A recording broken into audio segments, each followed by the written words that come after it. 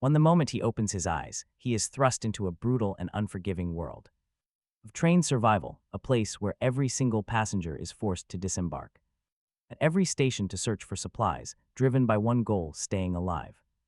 While the lucky few stumble upon rare treasures, those with bad luck often pay for their curiosity with their lives, proving danger walks with opportunity.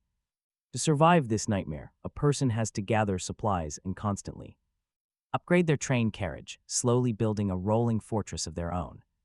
But our protagonist enters this deadly game with an advantage nobody else has: a one-of-a-kind Ascension Ability, where anything he holds can be evolved to its maximum potential, easily turning mundane trash into treasure. Crude dagger can be refined into a sharp enchanted blade, and eventually become an eternal cutter. Even a simple white forest fruit tree can level up into a blessed tree, and finally into Venus's legendary golden fruit tree. Even a basic beehive is fair game, transforming into a giant wasp hive or a high-tech nano future hive, while the rest of humanity desperately fights over a single scrap of bread. He grows rapidly stronger through this broken power, leaving everyone else far behind in the dust. Looking around his surroundings, he wonders if even the train itself can be subjected to this evolution. It turns out his hunch is correct, because before the first station even arrives, he has secured a massive lead. A system notification pulses in his mind, revealing that the ascension was successful and that he broke a world record, unlocking the special Destiny Divergence module. As the train conductor, he is prompted to select his very first station. He braces himself as the system warns him to sit tight, for the train is finally about to pull into its first stop. Before we see what happens next, we would really appreciate it if you could like the video and subscribe to the channel. It genuinely helps us out. Now, let us take a look at what transpired just a few hours earlier. A haunting message echoes in the void, wishing him eternal life as the mysterious train prepares to depart. When he finally opens his eyes, a sharp ache pulses through his head, finding himself rubbing his temples while staring at the unfamiliar interior of a train carriage. He cannot recall a single detail of how he ended up here. His last memory was staying up late to watch some anime before a sudden darkness swallowed his vision, leaving a completely blank gap in his memory. For a moment, he wonders if he actually died from overworking and got sent straight to hell, but the same mysterious voice from before interrupts his grim thoughts, announcing that all survivors have successfully awakened, and begins distributing the basic train regulations. He listens closely as the rules are laid out. He must never abandon his train, and learns that every 24 hours after departure, the train will arrive at a new station. These docks will last for 3 hours, giving them the choice to disembark or stay on board. The ultimate goal is to collect resources to upgrade the train and unlock new modules, but the voice is clear about one thing: he must not leave the train. Before reaching a station, the final command is simple and chilling: survive. The announcement concludes with a strict warning to abide by these. According to the rules, he's told that the first station arrives in just 1 hour. The sheer length of the message makes him reflexively pinch his cheek, and the sharp sting confirms this is absolutely not a dream. His headache begins to fade. He struggles up from the cold floor to look around. Everything is exactly as it seems: a solitary carriage hurtling through an endless, empty wilderness, streaming right past the windows. The only notable feature is an oval-shaped console at the front, topped by a glowing screen boldly displaying the words Train Control System. Without hesitation, he steps up and touches it, prompting the system to present options for conductor info, train details, trading platform, and a chat room. Naturally curious, he opens the chat and sees that it is at a max capacity of 10,000 people. The messages flood past in a frantic, chaotic blur. One guy is screaming about his wealth and demanding to be let out. Another is desperately searching for their medication. A woman named Cheyenne cries out for her missing husband. Wonder if they got iced, while one cynical soul cheers about not having to face their boss tomorrow. But get this, his eyes catch a message from a user claiming they are all just bad actors in a reality show. He declares that he is getting off immediately to prove this isn't real, completely ignoring everyone's warnings. Within a single minute, his name vanishes and the player count drops to 9,999. A cold chill hits him as he wonders if the man died, but he quickly shakes it off. He closes the chat window and swipes over to his train details. it is a level 1 train with no extra cars, moving at a meager 20 kilometers per hour. It has a basic workbench for recycling along with a level 1 frame, wheels, and base. The upgrade requirements are incredibly steep: 100 kilograms of wood, 150 of metal, and 50 mechanical parts. That slow speed really catches his attention. If arrival times are fixed at 24-hour intervals, he wonders why speed matters at all, and if 10,000 people are arriving together, the scale of the station must be massive.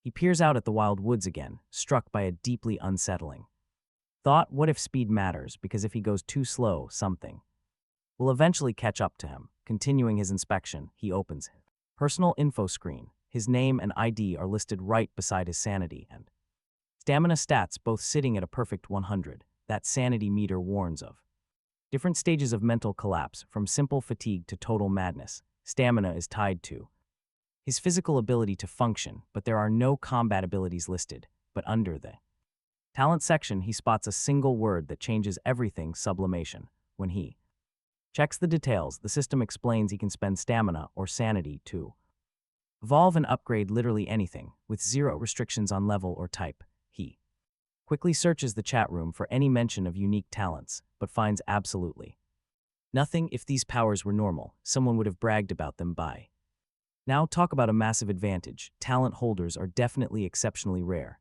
He wonders why he got this insane cheat ability, and suddenly remembers that he was always kind of different back home. He recalls how completely broken computers would suddenly run high-end games the second he touched them, or how ordinary cars would reach impossible speeds. His friends always joked that he had always dismissed pleasing machine spirits as just a series of coincidences, but now this system description confirmed it was real all along. He wondered just how far he could push this sublimation power. He stepped over to the workbench where a water bottle, bread, and a small knife were placed as starter gear. He eyed the level 1 shoddy dagger and internally commanded it to sublimate. An invisible force immediately wrapped around the crude blade, and his stamina instantly dropped from 100 to 90. In an instant, it transformed into a level 2 enchanted sharp dagger. Pure excitement surged through him as the blade gleamed coldly in his hand. The talent actually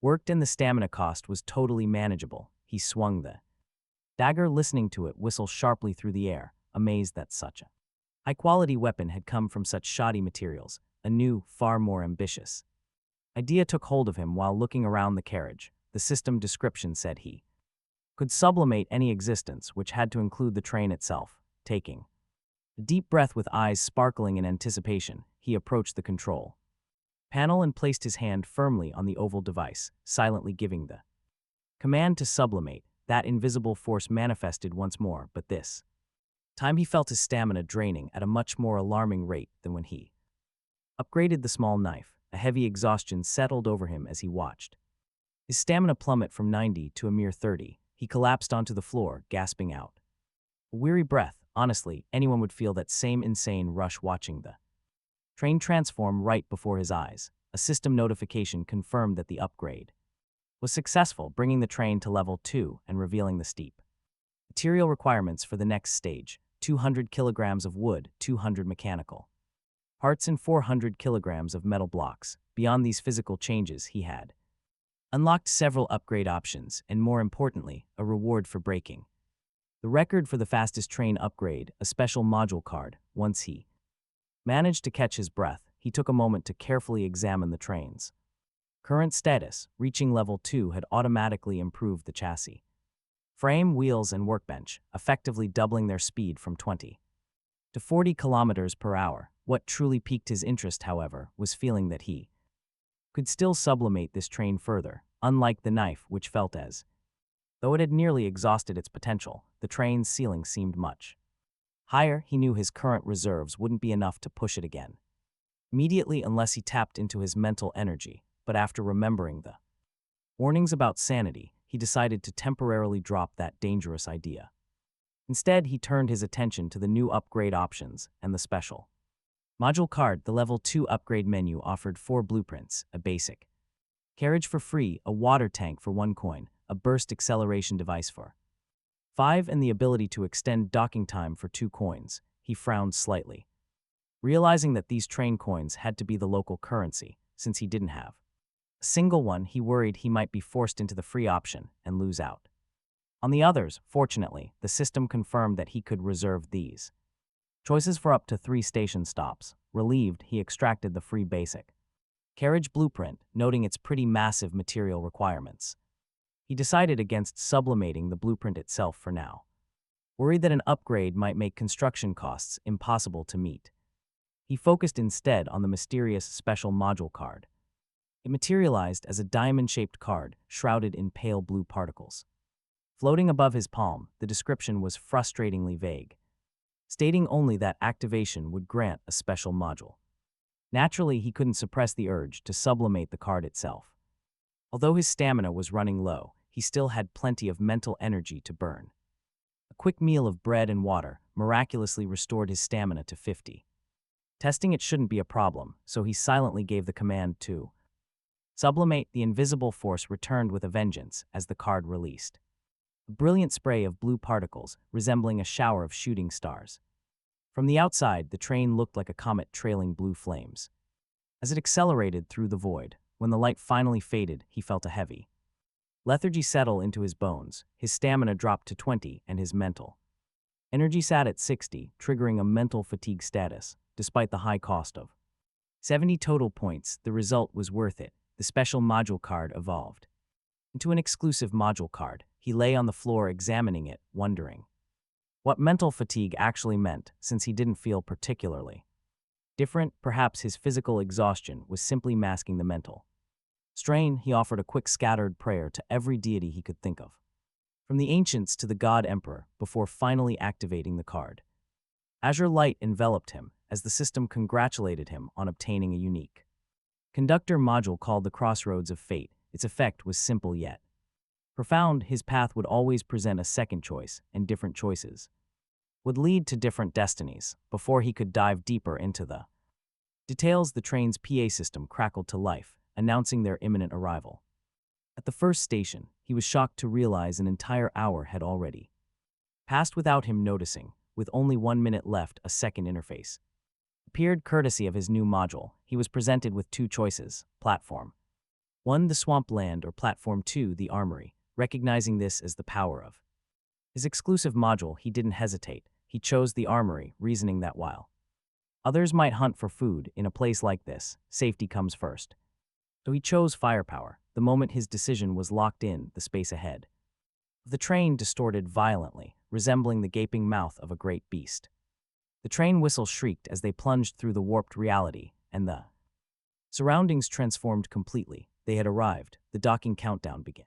At 3 hours, and to his immense relief, the system reported that no hazards were detected at the station. The train gradually slowed to a crawl, the rhythmic clatter of the tracks fading into a heavy silence as he arrived at his first stop. Standing before the sealed door, he took a deep breath to steady his nerves, tightening his grip on his sublimated dagger before pressing the release button. Outside, the world was draped in an oppressive pitch black void, yet strangely, a massive building the size of a matchbox stood clearly in his line of sight. Looking up, he realized there was no sun in the sky, yet the road beneath him and the structure ahead were fully visible. It struck him.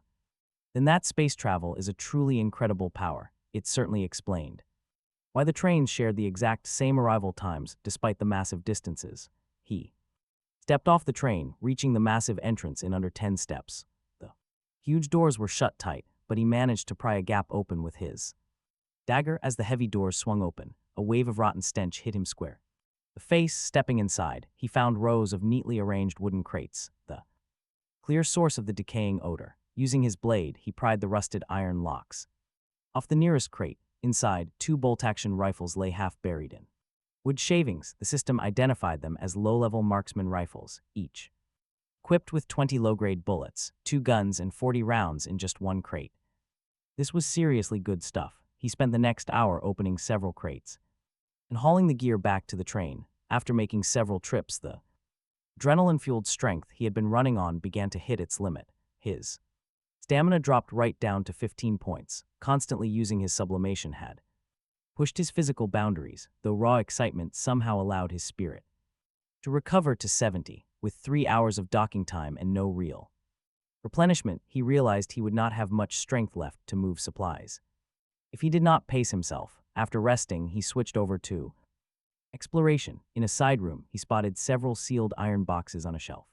That reminded him of military supply videos he had seen back home. The markings on the surface were blurred, but a wave of nervous excitement hit him as he swallowed hard and pried one open. Inside were neatly arranged blocks of compressed biscuits looking like bars of gold and giving off a faint milky aroma. Mixed with a fermented tang, ignoring any expiration dates, he stuffed one into his mouth immediately. It was exactly what he needed, though he quickly realized he needed water. These dry things cured hunger but left him parched. He found 4 barrels of these rations, 80 biscuits in total, plenty to sustain a man for half a month. Nearby, he found sealed barrels of water, but the smell was distinctly undrinkable. Still, he moved everything onto the train. Resources were resources. The armory was a cramped, semi-enclosed space filled with collapsed shelves and rotting debris. In 2 hours, he salvaged 42 intact rifles. The rest were rusted beyond use, fit only for the processing station. He also loaded up on iron and wood, even if he did not use them for upgrades. They were valuable for trading. With 30 minutes remaining on the countdown, he decided on one last trip. His carriage was getting quite crowded, and he knew a second carriage was his absolute priority. He had wood and parts, but he was still short on metal. He headed for the innermost area, bypassing the mess to check the final rooms. These looked like former living quarters. The first few were empty, but as he entered the last one, a sickening crunch echoed. He looked down to see he had stepped on a small skeleton's leg bone. He muttered a quick apology to the poor guy on the floor. He was not particularly afraid. Even as a kid, horror movies amused him, and he was never fazed by the deceased. As he withdrew his foot, he noticed a dust-covered document bag beneath the remains. Strange, since even iron and wood had rotted. Nothing survived here, but this paper bag was untouched. Intrigued, he grabbed it. He ran straight back to the train to run a system appraisal on it. He had to check for traps. To his absolute delight, the system screen lit up. It was identified as a level 1 treasure chest. He laughed, thanking the skeleton. He promised the old bones a proper burial, but right as he went to open it, he paused. Since he could sublimate the train, why not try it here too? His stats were 30 stamina and 80 spirit. A small bag should be an easy job. It would not drain him much, and he could always eat a biscuit to recover. With his mind made up, he quietly whispered the command to sublimate. His stats instantly started draining. The system flashed a harsh warning. His spirit fell below 50, plunging him straight into a spiral of intense self-doubt. He collapsed on the floor like a gasping fish, staring up at the swaying ceiling. Dragging himself up, his stamina sat at 20 and spirit held at 50. Honestly, that mental debuff barely fazed him. Talk about a real beast. Aside from some heavy physical fatigue, he felt fine, but the upgrade cost was steep. 40 points was higher than expected, but the item was now a level 2 chest. It seemed this was the limit. He could not push it any further. Maybe it lacked potential or some unknown rule capped it. He rubbed his hands. Opening the folder, a list of shiny rewards immediately flashed before his eyes. He got 4 train coins, a Colt M19-1 pistol, and a level 2 blueprint. It was for an external garbage collector. Those 4 coins were huge for him. He realized that this was the main way to acquire the local train currency. Opening his train details, he saw the level 2 upgrade options were still active. They remained available right at the top of the system, without any hesitation. He spent 3 of those precious train coins on a basic water tank blueprint. He also bought an extra hour of docking time, leaving him nearly broke. Only a single coin remained. If he could find another chest at the next stop, he might finally get enough coins to purchase that sweet acceleration device. Just then he noticed the departure countdown had shifted to an hour and 15 minutes, so he turned his attention to his physical loot. The Colt M1911 felt incredibly heavy and solid in his grip. Unlike those cheap, mass-produced armory guns, this piece of work was highly refined. It was basically a work of art. He quickly guessed bullets must be universal. Most guns here probably used the same ammo, so he quickly loaded a magazine. He used some cheap, low-grade ammo and aimed right at a wooden crate outside. Outside, he pulled the trigger and watched in awe as the crate instantly shattered into splinters. The sheer power of the shot completely surprised him. He rubbed his stinging palm, where the sharp recoil had bitten into his hand. Even though this handgun used the exact same ammo as the old rifles, it was clearly twice as strong. He wondered what would happen if he sublimated this gun too, but he quickly shook his head to clear the thought. No way he is risking his life on that. Smart move, honestly. His physical and mental stamina were already hovering dangerously close to empty. It was much safer to wait until he fully recovered. After stashing his gun, he used the control console to examine those two newly acquired blueprints. Acquired, a basic water tank would let him store fresh water and prevent it from spoiling for 10 days, costing only 10 kilograms of metal and 20 mechanical parts. The external garbage collector looked even more promising since it would automatically gather and store trash from the platforms before he departed. It required 30 kilograms of metal and 100 mechanical parts with an optional upgrade for an additional 300 parts to let his workbench automatically recycle the trash into usable materials. Checking his current inventory of 210 kilograms of wood, 60 of metal, and 220 parts, he muttered to himself that he could easily afford both, but doing that would mean putting his first train carriage expansion on hold for now. He chose not to rush because the extra docking time he bought gave him the luxury of a real rest. As the countdown entered its final hour, he opened the trading platform to scan the market. The rules here were pretty strange. While conductors could only list items for sale after leaving a station, those still docked at a stop were free to buy anything available. This seemed like a clear attempt to prevent direct station-to-station transfers. Yet, it did absolutely nothing to block private deals or buying while docked.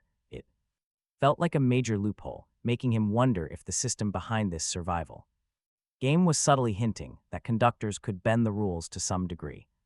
He focused his efforts entirely on trading for metal, scanning his low-grade rifles and compressed biscuits. In a crazy world like this, safety and food were the top commodities, but as he refreshed the market page, he found that while some people listed metal, the amounts were tiny and prices were ridiculously high. It was obvious they were just testing the waters. Instead of offering fair trades, swapping over to the global chat, he saw it scrolling rapidly with messages from other conductors who had already left their starting stations. Someone complained about finding nothing but junk tires at a trash station, while someone else hated landing in a smelly, muddy grassland. When a couple of players pointed out that rich black soil was great for growing crops, others laughed, asking where they would find room on a train. The chat quickly shifted direction when a conductor shared a blueprint for a simple mechanical fishing rod, sparking instant jealousy and complete confusion. It turned out that most people had not found any blueprints.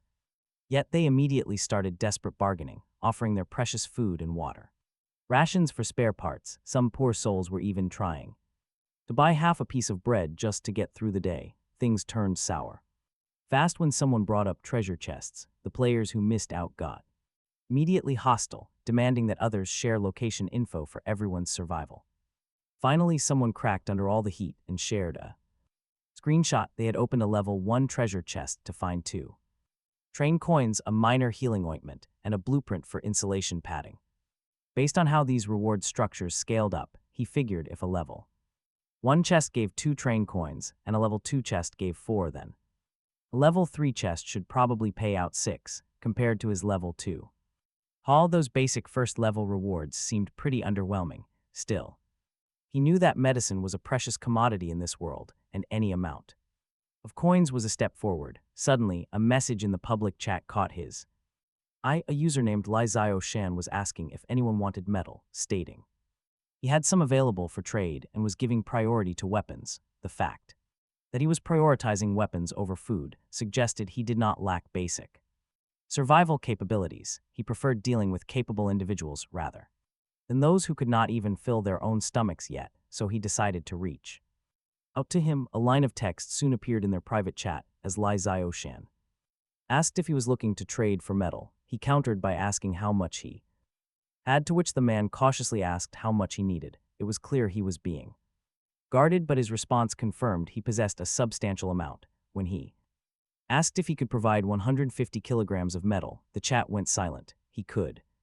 imagine him staring at the message in disbelief. That was enough for a full level 1 train upgrade. and he likely wondered how he had already gathered the necessary wooden mechanical parts, or what gave him the confidence to make such a massive purchase. After a moment of hesitation, he replied that he could provide it, but questioned what he had to trade, noting that the starter dagger would only fetch him 10 kilograms. He simply asked how he felt about a rifle. Using the system's photo function, he sent him a picture of one average low-grade rifle he had salvaged. He offered him one gun and 20 bullets in exchange for his 150 kilograms of metal. His shock was immediate. He accused him of robbery. Claiming that even a gun was not worth such a steep price, he remained unfazed as he played with a bullet, knowing full well that, as the only person selling firearms, he held all the cards. He told him the price was not expensive at all, reminding him of the sheer value of a gun and the unknown dangers awaiting them. At the next station, having a firearm would significantly improve his chances of survival, and he knew he was right. He had obtained over 300 kilograms of metal and a treasure chest at his first stop, which likely made him feel like the luckiest person alive, but that pride clearly paled in comparison to the weapon in his hands. When he tried to lower the price to 100 kilograms, he stroked his chin and narrowed his eyes. Honestly, the guy totally showed his hand by revealing how much he wanted the gun, so he refused to budge. He told him he could take the deal or he would simply find someone else who was more eager. He gritted his teeth and asked for time to think, but he gave him only 10 seconds, too busy. The guy had no way of knowing he was still at the first station, or that he was focused on building a carriage rather than a simple engine upgrade. Finally, he hardened his resolve and agreed to the trade. He asked why he needed so much metal and if he had blueprints to mass-produce these guns, clarifying that he was not trying to steal his secrets, but wanted to know if they could trade again in the future. He boasted that he was confident he could reach level 2 within 3 stops, and offered to promote his weapons once he became known as a top-tier conductor.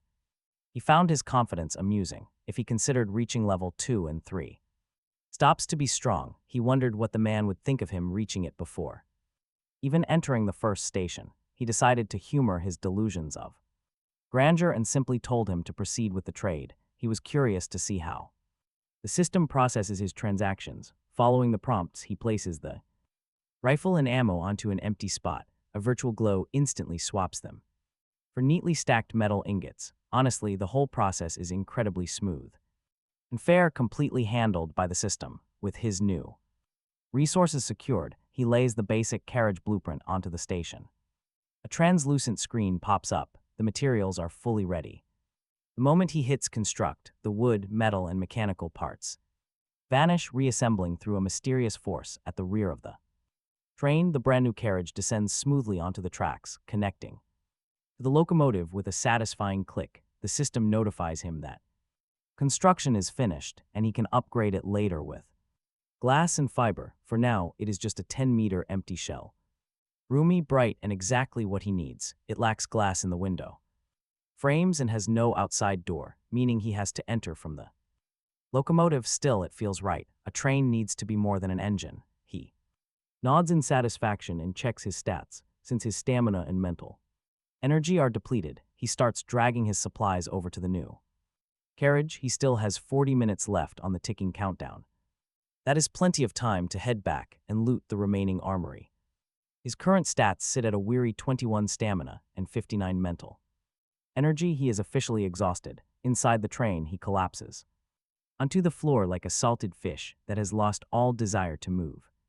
During these final moments, he pushed himself past his absolute limits, making 2 final grueling runs back to the armory, but he kept his promise. Even while fighting through the agony of hauling heavy materials, he grabbed a shovel to dig a decent grave for those skeletal remains, even erecting an unmarked headstone out of respect. That officially concludes his massive harvest here.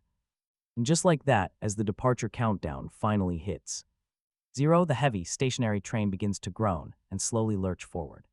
Ahead of the locomotive, those familiar spatial distortions warp the air, and the train steadily accelerates through the boundary, heading back out into the endless expanse of the desolate wasteland. Right then, the onboard broadcast crackles to life. It announces that all conductors have departed. The platform offering a hollow congratulations to the 9,892 survivors who successfully made it past the first novice station.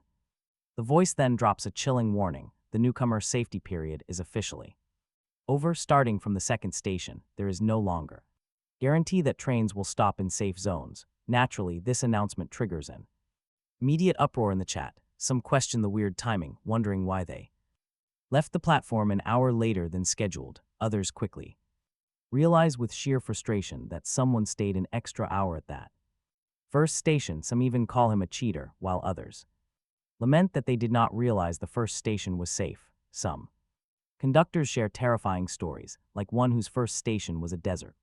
They almost died in quicksand. Meanwhile, he remains blissfully unaware of their let them bicker. He was far too busy on the floor organizing his massive haul. His inventory was quite impressive, holding 49 marksman rifles and 1,100 rounds of low-grade bullets, 150 kilos of wood, 104 kilos of metal, and 162 mechanical parts. He had also salvaged plenty of usable tools like crowbars, shovels, and screwdrivers. He tossed the broken ones into the processing station for recycling and kept the rest as backups. His current blueprints for the water tank and garbage collector required 40 kilos of metal and 110 mechanical parts, which barely made a dent in his newfound reserves. After placing the blueprints and allocating the resources, the train's control system approved their installation. He commanded the system to place the water tank inside the carriage and mount the collector on the left exterior. Once the installation was complete, he walked back to find a fixed metal water tank with wheels occupying a section of his new carriage. It could hold 1,000 kilos of water and featured built-in layers to keep clean and contaminated water separate. He poured in the 50 kilos of polluted water he brought from the armory, feeling a slight pang of disappointment that he did not yet have a purification system. Though he was not overly anxious about it, he decided it was time to test the market, so he posted his first message in the public chat room. He announced he was buying water, glass, fiber, blueprints, and various other resources, offering firearms and food in exchange. As expected, the mention of weapons caused an immediate frenzy, while some shamelessly begged for guns or asked if he was a big shot upgrading his train. Others offered themselves as lackeys or tried to guilt-trip him into equitable distribution for the sake of humanity. He noticed several foreign names among the flooded private messages, which surprised him momentarily before he realized this world likely pulled people from all over, perhaps even different versions of Earth. He quickly blocked anyone attempting moral blackmail or looking for handouts, filtering for real business instead. A woman named Shangyuan Ying offered 20 kilos of lake water, though she specified she would not provide a container. He replied with a touch of detachment, noting that lake water could be lethal without filtration, and she needed to show more sincerity if she wanted to trade for a gun. She seemed frustrated, but asked him to name his price. He demanded 50 kilos. Water was arguably more precious than metal, especially since few people had storage containers. Even if they found a source, his true minimum was 30 kilos of water for one gun, but he knew he had all the leverage. Ultimately, he was one person, no matter how many guns he held. Converting them into bulk resources was his only practical path. She eventually agreed to the 50 kilos, though she reminded him quite sharply that he had to handle the storage himself. He had to wonder if he had quoted too low when the other party agreed so instantly, but he was not one to second-guess his decisions. He confirmed the deal and prepared to proceed, but Shangyuan Ying quickly added that she needed more bullets and food. It made him curious where this woman was getting so much water. Having large quantities was not necessarily shocking. She had mentioned it was lake water, so he figured her first stop was near a lake, but her storage method remained a complete mystery. The 3-hour docking period at the first station was ticking down fast. Both trading portals and chat rooms were supposedly locked down, so how did she find water containers or craft them from blueprints like he did? He never asked. In this brutal world, everyone kept their secrets. He set his prices straight: 5 low-grade bullets per kilogram of water, with no container needed on her end. For food, he offered military compressed biscuits at a rate of 1 biscuit for 5 kilograms of water. She agreed instantly, asking for ammunition and biscuits, which, along with the rifle and ammo she bought earlier, brought a total to 85 kilograms of lake water. When she asked if he had containers or if he needed to buy some from her, he said no and initiated The trade, a portal materialized above his water tank as his guns and bullets vanished. 85 kilograms of water materialized out of thin air cascading into his reservoir, combined with his previous deals. He now owned 135 kilograms of water. He stared at it, resisting the urge to take a drink. It looked clean, but trust me, drinking unboiled raw lake water is a total death sentence. They finished the transaction with a quick professional sign-off, and she silently sent a friend request he accepted instantly. Unlike that arrogant Li Xiao Sheng, he much preferred her quiet, direct style. He spent the next few hours successfully trading off several of his rifles and ammunition. In return, he got the fiber and glass needed to upgrade his train carriage. Once he installed the upgrades, glass panes appeared in the frames, transforming the drafty cabin into a real secure room. What a massive haul. By the time he finished, 21 rifles remained. He had not stuck to any fixed rates, choosing instead to sell whenever a decent offer came along. These low-level items would only lose value over time, making hoarding pointless. Made absolutely no sense. Done for the day, he enjoyed a solid dinner of traded bread and clean water before curling up in a cozy corner of the front cabin. Exhaustion took over. He was too tired to even worry about surviving. Outside, the train rolled across the wasteland. He watched the giant moon until his heavy eyelids finally closed, shivering from the freezing night air. He rubbed the sleep from his eyes and stretched his aching neck. The wasteland outside looked completely desolate, shrouded in a freezing, lonely light. From the giant moon, he checked the clock. 3:37 a.m. The chat room was still active, proving that very few survivors slept as soundly as he did. Since sleep was not coming back anyway, he brushed off the dust and stood up. His physical and mental stamina had fully recovered, meaning it was time for another upgrade. He decided to start with the classic Colt M1911. It was already a masterpiece, and you just know this next upgrade will be wild. Especially since the next station was incredibly dangerous. He ordered the system to upgrade, instantly feeling his energy drain away. The pitch-black weapon developed subtle, elegant patterns and grew slightly larger, now requiring a tight grip to hold. It was now a level 3 blacklight enchanted pistol, capable of using his energy to turn standard bullets into armor-piercing rounds. The cost was 40 stamina points, which felt pretty reasonable to him. He set up some scrap metal as a target and pulled the trigger while channeling his energy. A deafening blast and a bright muzzle flash quickly followed as an armor-piercing round tore through the air, punching a clean hole straight through the target. He was floored. Honestly, who wouldn't be, aside from the heavy recoil? It handgun anymore. At 2 stamina per special round, the edge was highly sustainable. Edge, the system hinted it could be upgraded further, but he ultimately decided against it. This recoil was already at the very limit of what he could handle. He still had enough energy left, so he walked into the new carriage and touched the wall to activate an upgrade. Surprisingly, it only cost 25 stamina and 0 mental energy. The space instantly transformed into a level 2 cozy train carriage, glowing with an enchanted warmth that kept the room at 22 degrees Celsius. Regardless of the weather outside, no more freezing nights for him. Satisfied, he grabbed a traded blanket and spread it across the floor. The stamina loss was the perfect cure for his insomnia, helping him rest to conserve his energy for the second stop tomorrow. That night, while other players stayed awake, shivering in the biting wind, he slept in total comfort before waking up at 10:27 a.m. He stretched out his stiff limbs, estimating that since they entered the first station at 1 p.m. yesterday, they would likely arrive at the next one around the same time today. He just wondered if his 1-hour delay would push his arrival time back. Stepping out of the warm carriage to return to the freezing locomotive, the temperature drop was jarring. His control panel was flooded with incoming messages. With the unsafe second station approaching, the value of his guns was completely skyrocketing. A message from a user named Lu caught his eye. Lu asked if blueprints could be traded. Until now, no one had been willing to trade away a blueprint, since they were basically infinite production machines. He asked what Lu had, who quickly sent a screenshot of a level 1 train seat blueprint. It was just a chair, hardly a top-tier item, but it was a permanent asset. He decided to trade, offering a gun and 10 bullets, figuring that while weapons were precious, their value was temporary, whereas a blueprint provided endless utility. Lu was incredibly grateful, bordering on Desperate, he claimed that without the gun, he would definitely die at the next station. That absolute certainty made him wonder if Lu possessed some danger-sensing talent.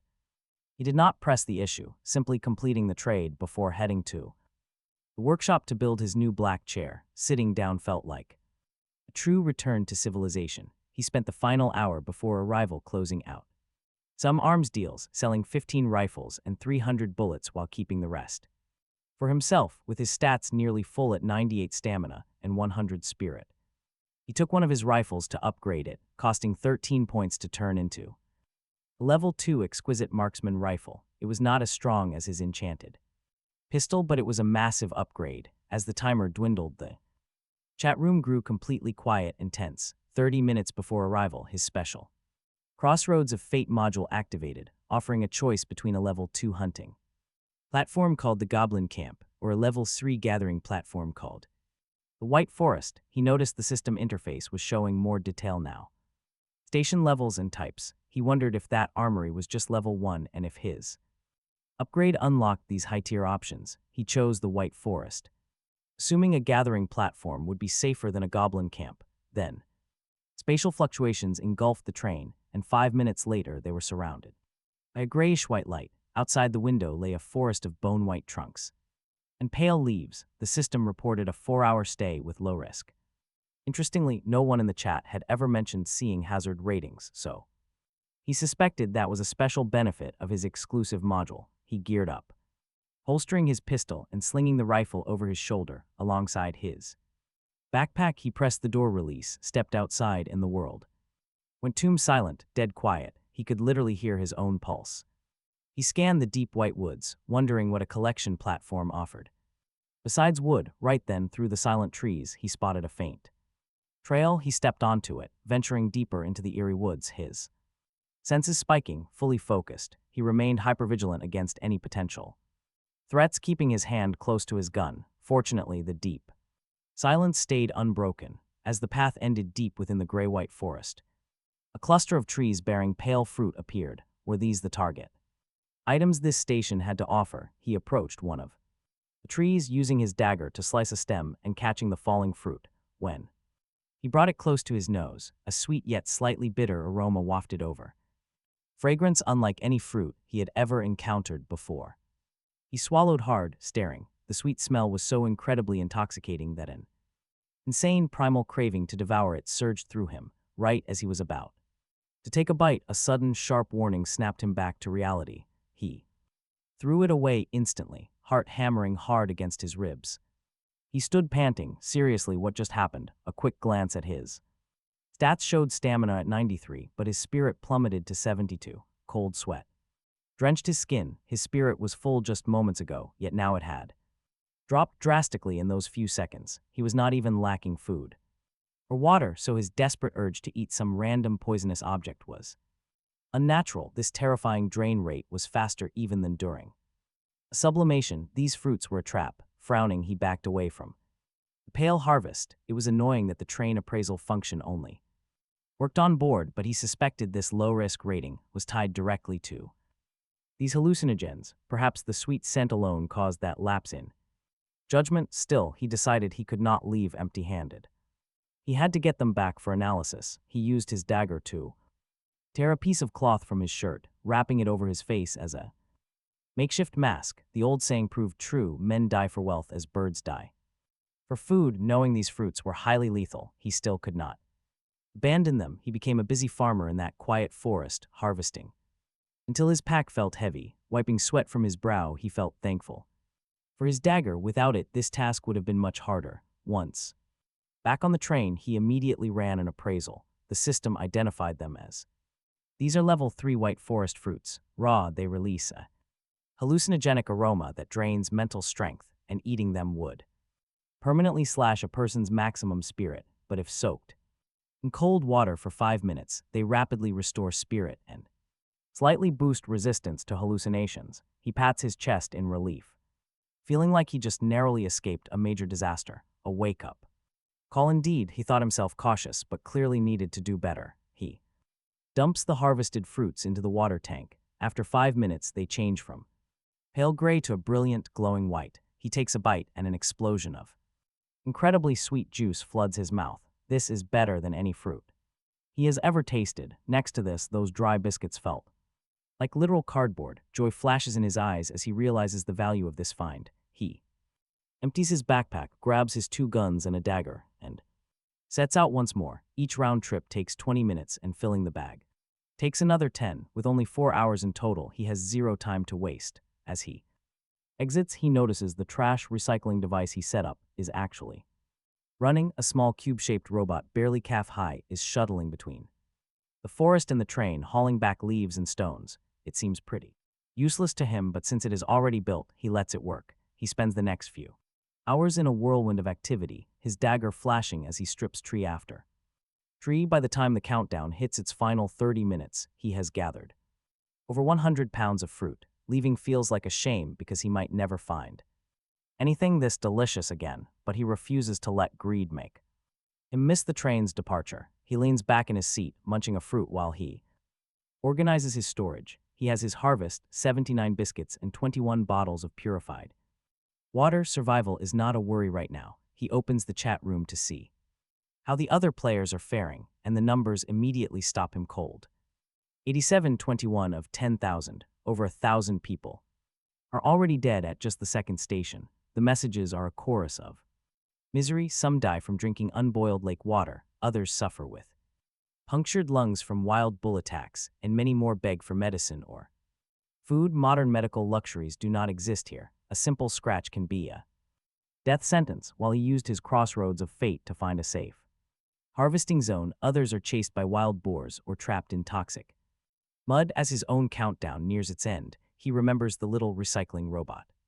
He figures if it found 10 kilograms of wood, that would be a miracle. He walks back to the station with 0 expectations, only to freeze in his tracks. Among the pile of trash sits a pale gray wooden box, a level 3 treasure chest. He cannot believe his eyes. He had not dared venture deep into the forest for fear of getting lost, yet this little machine wandered off and found exactly what he needed. He pats its square head with newfound appreciation, feeling a bit guilty for looking down on it. It was worth every resource he spent. He resists the urge to open it immediately. A level 3 chest, if sublimated, will become level 4, guaranteeing better coins and rarer items. His stats sit at 45 stamina and 92 mental energy. He gives the command to sublimating, feeling the familiar drain pull on his very soul. When it was over, he was physically spent but mentally soaring. With a creak, he opened the level 4 treasure chest. The rewards were staggering: 8 train coins, and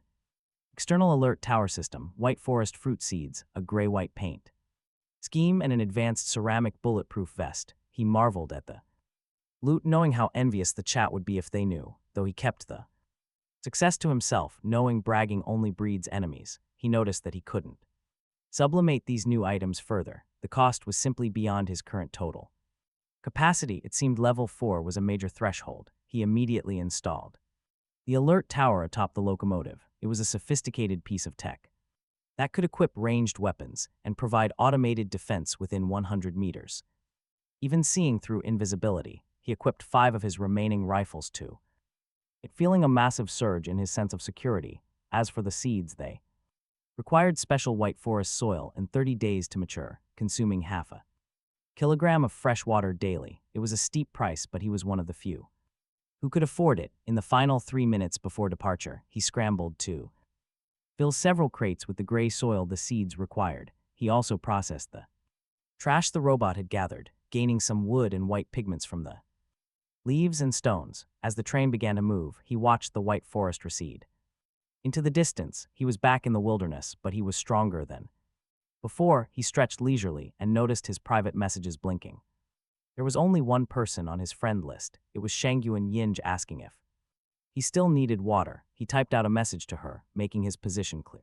From the start, he asked what she needed, but warned her up front that he didn't have any firearms left to trade. He waited for a long time without a reply, eventually assuming she decided against the deal. Just as he was about to close the private chat, a message finally blinked onto the screen. She apologized for the delay, explaining that she had just been taking a bath. He glanced over at his own water storage tank, momentarily stunned. Just how much water did this woman have to be wasting it so lavishly, even with his current Success he hadn't even considered being that extravagant. He told her it was no problem and asked what she wanted to trade, reminding her of his lack of guns. On the other side of the connection, inside Shangyuan Yinja's train, black-haired girl with waist-length hair stood up from a large wooden tub that dominated most of her carriage. As she tied up her hair, her light blue eyes remained calm and unreadable. She sent over a list: 32 kilograms of wood, 50 kilograms of metal, and 40 mechanical parts. She added that she was fairly certain he had those items. He raised an eyebrow at the screen. He didn't answer directly, instead questioning why she was so sure he had them, and even if he did, why he wouldn't just use them for his own train upgrades. She replied that she simply hated trouble. She gathered some materials herself, but dealing with too many people took more time than she liked. She'd calculated that he was likely the only one capable of providing bulk materials right now. After all, he'd sold over 20 rifles, and aside from food and water, he had to be receiving materials in exchange. She was right, though she didn't know the half of it. He had actually sold over 40. He possessed the resources she wanted, but trading them for mere water did not interest him anymore. His reserves were sufficient for the moment, and he had even seen people in the chat room discussing how to boil lake water to make it safe. It was not a method he wanted to rely on unless he was desperate, but it made raw water less valuable. Shangyuan Yingsha remained silent for a while as she dried off, then dropped a screenshot that completely changed his mind. It was a level 1 water purification device capable of filtering wastewater at a rate of 1 kilogram per hour. He rubbed his eyes, staring at the image. Wait, did something like this actually exist? It explained her lavish bathing. She could simply filter and recycle the water, given her willingness to trade it. He suspected she might even have the blueprint. When he asked her if she did not confirm or deny it, simply stating that the device should be enough to cover the resources she needed. He tried to hide his utter shock.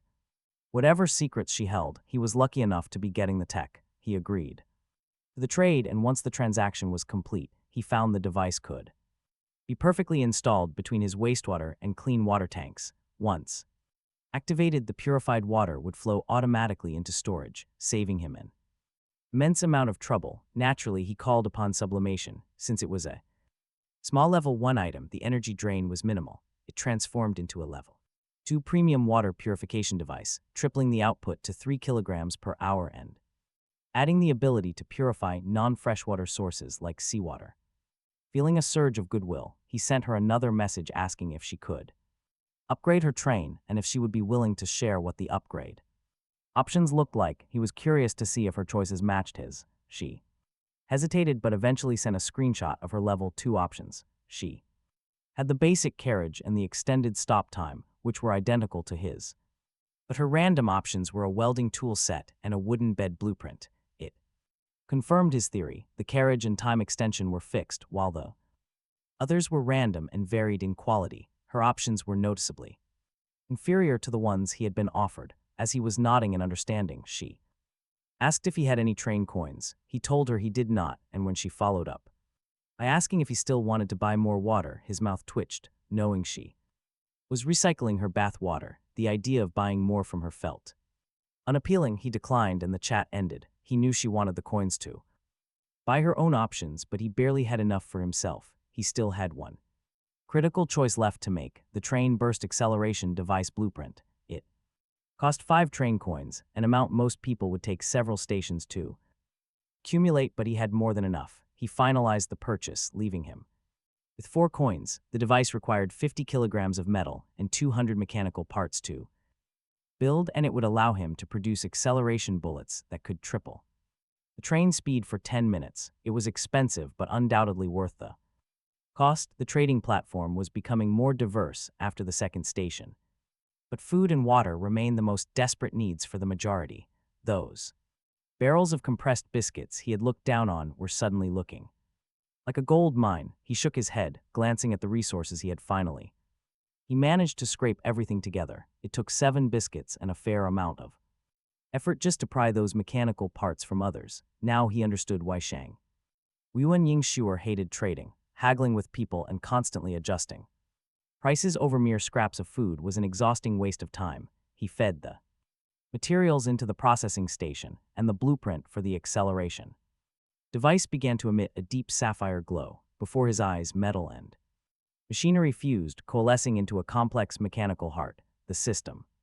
Noted that the train burst acceleration device could only be installed on the main body near the control system. Once integrated, it would produce acceleration bullets limited to 3 uses per day. His heart sank slightly.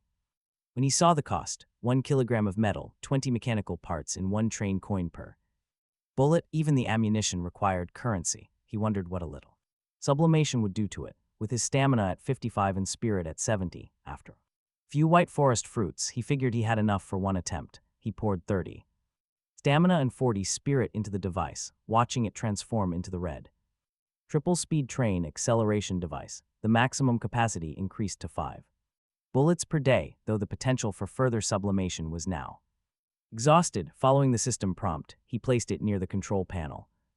Silvery light swallowed the device, and a sleek black loading port materialized.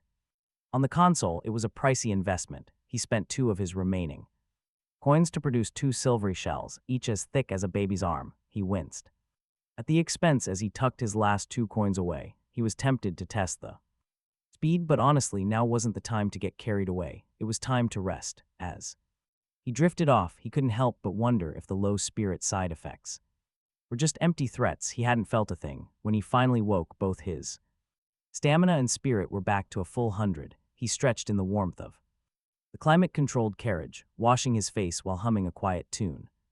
Walking to the back, he checked on the seed he had buried in the ashen soil.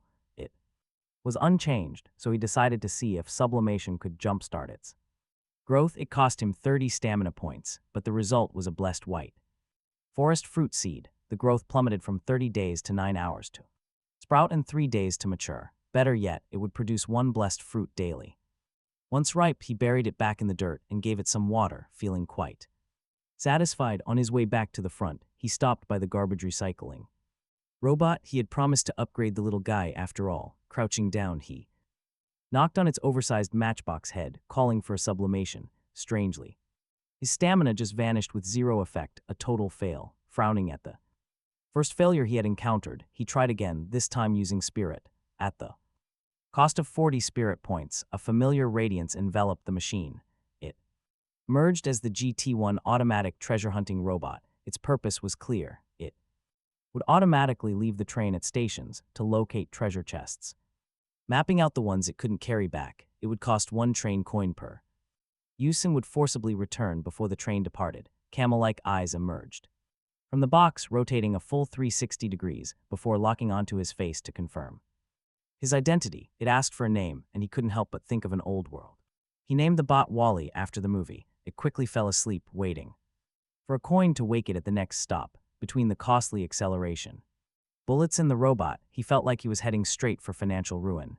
He realized that most survivors at this stage probably had no idea about the true value of train coins yet. They were still just desperately scrambling for bread to survive another day. He quickly checked the chat room, proving his theory right. People were cracking open chests and wondering if these coins were just some future station currency. Seizing his chance, he listed a trade: 1 compressed biscuit and a single bottle of water for 1 train coin. If anyone bit, great. If not, no harm done. By 12:30 p.m., the familiar crossroads prompt appeared. He had to choose between a level 2 goblin village, a hunting station, or Doomsday Town, a level 2 mission station. To him, a mission station sounded like a fresh opportunity, way better than the mindless grind of slaying goblins. Yikian made his choice, and the train suddenly lurched into an acceleration. The world outside dissolved into white noise, and as the countdown hit 0, the transformation was total. He looked out at Doomsday Town. The docking countdown began its 4-hour crawl, but the system's final warning sat heavy in the air. This station was no longer low risk. It was flagged as dangerous. The train hissed to a stop, and he peered through the glass to survey his new surroundings. This place was a massive contrast to the oppressive darkness of the last 2 stops. Instead, a burning sun hung high, casting a blinding, unforgiving glare over the barren landscape. The entire view was haunting. Deep red stains marred the asphalt, while rows of rusted, abandoned cars choked the streets. Doomsday Town, the name fit perfectly. He turned to his small companion. It was finally time for Wally to get to work. He winced slightly as he dropped a precious train coin into its slot, watching the little bot wobble. Way through the recycling chute, a small part of him wondered if some lurking monster might mistake it for a toy and smash it, but he had his own problems to worry about. Specifically, he needed to find his main task for this station. The answer showed up soon enough. Through the glass, he spotted a cold corpse slumped nearby, its dead fingers still gripping a dusty backpack, a piece of paper tucked inside flapped wildly in the wind, but it was too far away to read. He did a quick equipment check before stepping out. He packed food, water, and his finely crafted rifle over his shoulder, while keeping his black pistol and sharp dagger at his waist. Most importantly, he wore that advanced ceramic bulletproof vest he had scavenged. He had already sublimated the armor, streamlining it from a bulky, awkward frame into a form-fitting vest that lost absolutely none of its defense. Fully armed, he pressed the door release. The doors hissed open and he stepped out, instinctively closing them behind him with a quick flick of his wrist, since only the conductor could operate doors. He did not have to worry about unwanted monsters sneaking into his home. While he was away, instantly, a wave of blistering heat rolled over him, carrying a nauseating stench, a foul mix of rotten fish and long-decayed bread. Approaching the body, he used his rifle barrel to nudge the backpack open to read the old note. The message started with a strange claim from the deceased. A great courier for the run company. Looking at the remains, not much greatness was left, but the dead writer seemed to have possessed a pretty dark sense of humor. Noting that he was probably about to die, but the courier's mission must never fail. The task was simple: deliver the contents of the bag to a silverware shop in the southeast corner of town. The note promised a massive reward from the run company if he showed his badge, so this was the mission. Curious, he looked inside the bag and found a cake sealed in a transparent box, remarkably well preserved. Happy birthday was written across it in jam. Judging by the state of the body, that birthday was a long-forgotten event. He decided that while the celebration was over, the cake was still a prize worth keeping. He also found a mechanical badge featuring a gear-driven image of a running courier and a map of the town with a red dot marking his destination. Map in hand, he began his trek. The road was a graveyard of skeletons and dark red stains that whispered of old horrors. Suddenly, he spotted movement, a hyena feeding on a corpse. It was the first living creature he had seen here, or so he thought, until it turned its head. Its skull was rotted through and its heart was exposed. It was not a dog, it was a zombie. The creature let out a guttural growl and lunged. He told himself to stay calm, suppressed the rising panic in his chest, and raised his pistol. He pulled the trigger repeatedly. He was not exactly a marksman, but at that range, one bullet found its mark, and the impact was powerful enough to blow the creature apart. He knew he had to run. That loud gunshot was basically a dinner bell for every monster in the vicinity. Taking a calculated detour, he managed to reach the silverware shop without further incident. To his surprise, the area was eerily quiet. He stood before the tightly closed metal shutter, wondering if there was anyone left to receive the delivery. Just as he considered prying it open, the shutter slid up just a crack. He immediately leveled his rifle at the gap. A hoarse voice from the darkness begged him not to shoot, claiming to be human. He stayed back, identified himself as a run company courier, taking over the delivery, and showed the badge. Honestly, status goes a long way out here. It commands way more respect than some random stranger. A scruffy, bearded man in his 40s peered out, chuckling that only couriers, lunatics, and monsters were brave enough to be outside these days. He invited him in, but he kept his rifle aimed at his head. He was not taking any chances. He handed over the cake and demanded the reward. The man stared at the cake with a pained expression.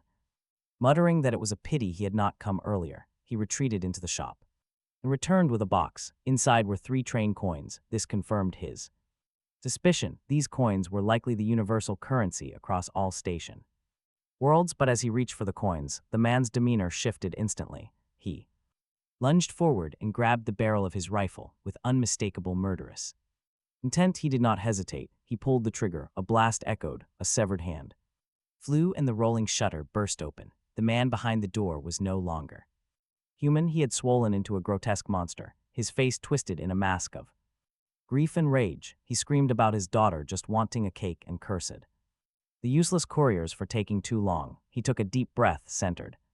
He stood his ground and kept firing, but the monster's thick hide easily shrugged off the upgraded rifle's power. A massive fist slammed into his chest. Sending him flying back, he gritted his teeth and forced himself back up. Stomach churning, without his enhanced armor vest, that single blow would have killed him. The monster shrieked and charged again. He fired, but the beast only laughed. Mocking his useless bullets, the young man smirked and told him to look down. The beast paused, staring at a chest riddled with bloody holes he had not felt. No second chances, he drew his black light enchanted pistol, thrumming with dark energy. Converting his stamina into armor-piercing rounds, he took a step forward. He pressed the muzzle right against the monster's forehead and pulled the trigger. Silence returned. It finally made sense why this entire area had been so empty. This beast ruled the territory. Catching his breath, he grabbed the birthday cake. And 3 train coins. A wave of sadness hit him for this tragic waste. But he pushed open the shutter to find an abandoned silverware shop. Inside were silver bolts, deadly spearheads, and an old diary sitting on a shelf. Its yellowed pages told a tragic tale of a father living in a broken locomotive, desperately trying to buy a birthday cake to save his sick daughter. By March 11th, she passed away without ever tasting it. By March 15th, the father went mad. He walked into the quiet backyard and found a tiny, hand-carved tombstone. Kneeling down, he gently placed the cake right in front of it. It was his way of honoring them, but the diary left a chilling question. A broken locomotive outside town. Had another train conductor been here before? The unsettling truth that they were not the first survivors weighed heavily on his mind. Shaking off the dread, he packed up the heavy silver items and a crossbow. On his way back, the abandoned town suddenly felt crawling with active monsters. He realized just how lucky he was to have that upgraded extra hour. Savage zombie beasts roamed everywhere, but strangely, he did not spot a single human undead. Safe in his train cab, he had 35 minutes remaining to sort his loot. He laid out level 2 mithril bolts, a cross, and a sword, ready for recycling. Melting them down got him 10 kilograms of raw mithril, an absolute fortune in his past life. Next, he upgraded his holy cross, transforming it into a tier 3 sanctified relic. It shone with pure divine light. For the other weapons, he knew his limits. He was no swordsman, and his aim with a crossbow was terrible anyway. He hung the glowing relic in the driver cabin and checked the global trading platform. Good news, someone had finally accepted his barter offer for extra train coins. He sat back eating a sweet piece of fruit while browsing the global chat. Only 7,825 players remained alive. Over 2,000 lives had vanished since the start. While he sat on a massive hoard of mithril, the public chat was pure chaos. Terrified survivors swapped horror stories about the dangers lurking outside the 3rd station. One player warned everyone about a dark cave, absolutely teeming with giant, aggressive spiders. Another bragged about blasting wild beasts with a gun they bought from a mystery expert. He could not help but smile at the mention of this so-called expert. It seemed his trade reputation was growing fast, though some doubters still remained skeptical. One loudmouth claimed he was just short-sighted and that a real powerhouse brother. Lai Zio Shan acted like the true authority, claiming Yi Qian was on the verge of a level. To upgrade, Yi Qian remembered Lai Zio Shan, who had confidently predicted he would reach level 2 within 3 stations, yet here they were at the 3rd end. The guy was only just announcing his success by posting a screenshot of his upgrade. Options: inviting others to join his alliance if they had train coins. Promising food and water to early recruits. Yi Qian ignored his posturing and focused on the data. The man's options included a carriage blueprint, an automatic fishing rod, a survival rations recipe, and the 1-hour stop extension. Just as Yi Qian suspected, the 1st and 4th options mirrored his own.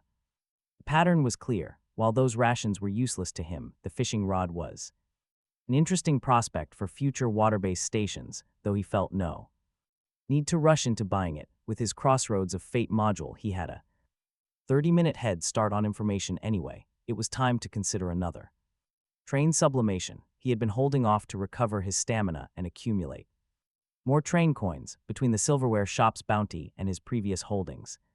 He had 4 coins. If Wally found a chest here, he would be in an even stronger position. Just as he prepared to begin, the rhythmic clanking of treads outside caught his attention. He looked out to see Wally wobbling back through the recycling chute, clutching a candy box stained with dark red marks. The little robot was covered in deep bite marks, clearly the work of something far more Vicious than a normal animal, he followed its trail and saw dozens of zombie dogs circling the train, followed by lumbering mutated humanoids similar to the shop owner he had killed. He gave Wally's metal head a helpless tap, noting that the robot had led the monsters straight to his door. Still, it had brought back a level 2 treasure chest, so he could not be too angry. He picked up the box, completely unconcerned by the growing horde outside. This was only a level 2 station, and his train was equipped with a level 4 defensive sentry tower. As the monsters crossed the 100-meter perimeter, the red orb at top the tower locked on. Crimson circles painted the ground beneath their feet.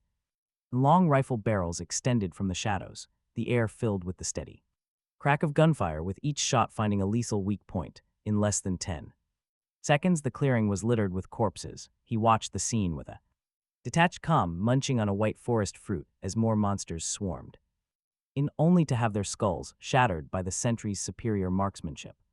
When the countdown hit 0, the train lurched forward, slipping into the void and leaving the ruins of Doomsday Town behind for the familiar endless wilderness. The onboard broadcast chimed, announcing that the newbie protection period was over. Survival mode was now active, and the voice warned everyone to be cautious at night. Any train moving slower than 30 kilometers per hour would enter a highly dangerous status. The chat room erupted in a fresh wave of panic.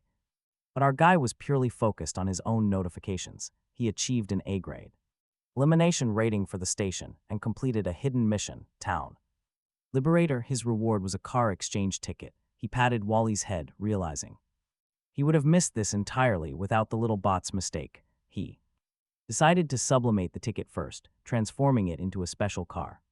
He trades a prize ticket for a level 2 special car. On activation, a basic storage car drops straight down from the sky and locks onto his train. It was exactly what he needed: 48 units that store unlimited items. Finally, clearing all the messy clutter from his living quarters. But he was not done yet. He walked to the end of the new car to start another sublimation, pushing it to level 3. The cost was brutal, draining 25 stamina and 25 mental energy, plunging him back into deep exhaustion. Still, the upgrade created a storage car that not only kept items from spoiling, offering 3 special units from anywhere, a portable inventory basically. He tested it by putting some fruit inside and successfully manifesting one directly in his hand.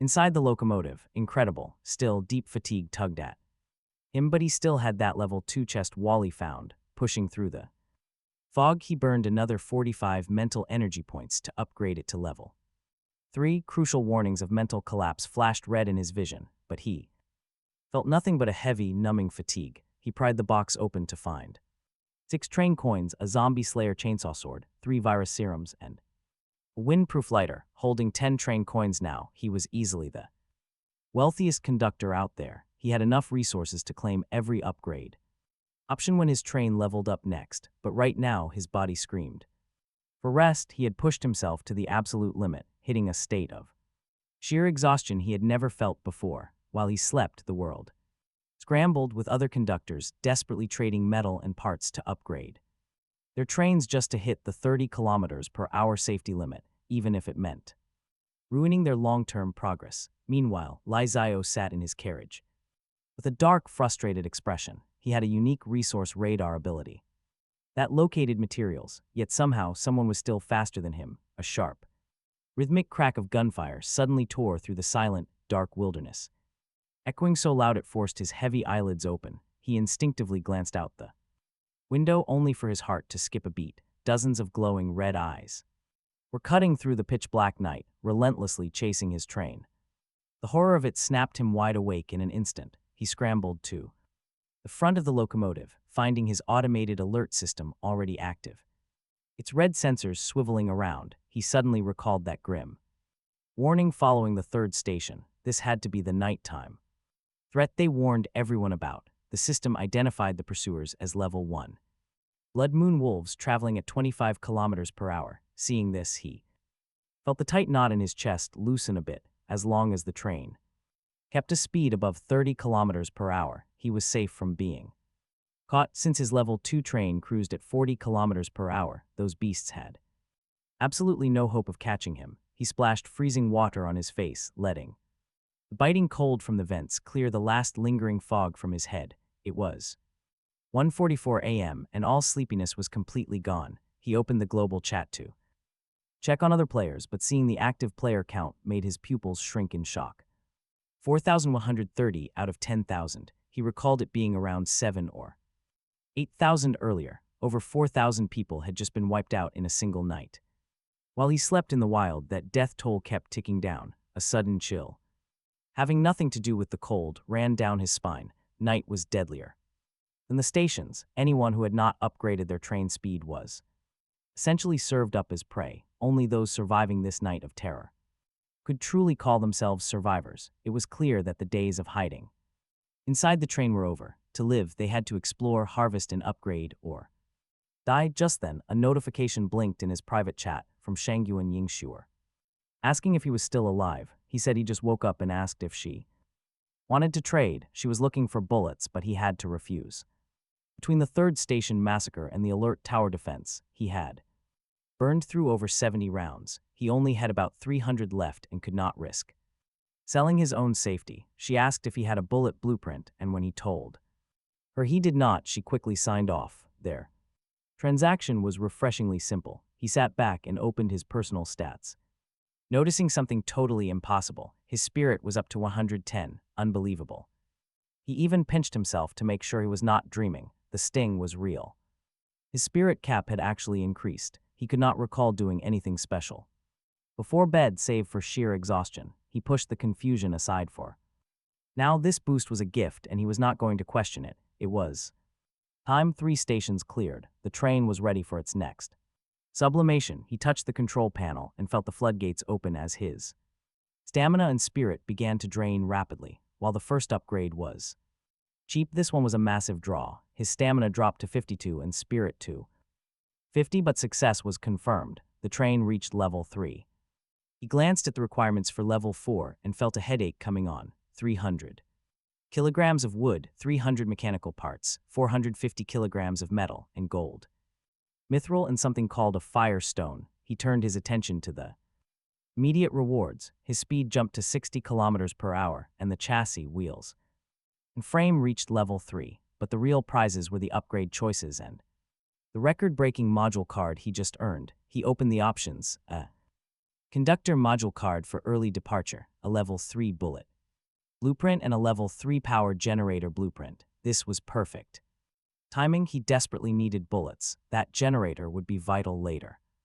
Even with his 10 coins, he could not afford everything, so he had to be strategic. He spent 8 coins on the early departure privilege, the bullet blueprint, and the extra docking time. That bullet blueprint required metal and gunpowder, but since gunpowder was scarce on the trading platform, he decided to wait on manufacturing. Instead, he focused on early departure. He immediately sublimated it, turning it into the VIP early departure privilege, which allowed him to leave any station whenever the docking clock hit the final 3 hours.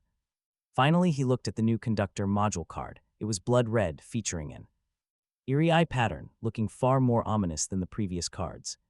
However, he was running on fumes. This relentless cycle of survival and sublimation had left him in a state of perpetual fatigue. He chose to hold on to the card and let sleep take him once more. While he slept, the chat was in a frenzy.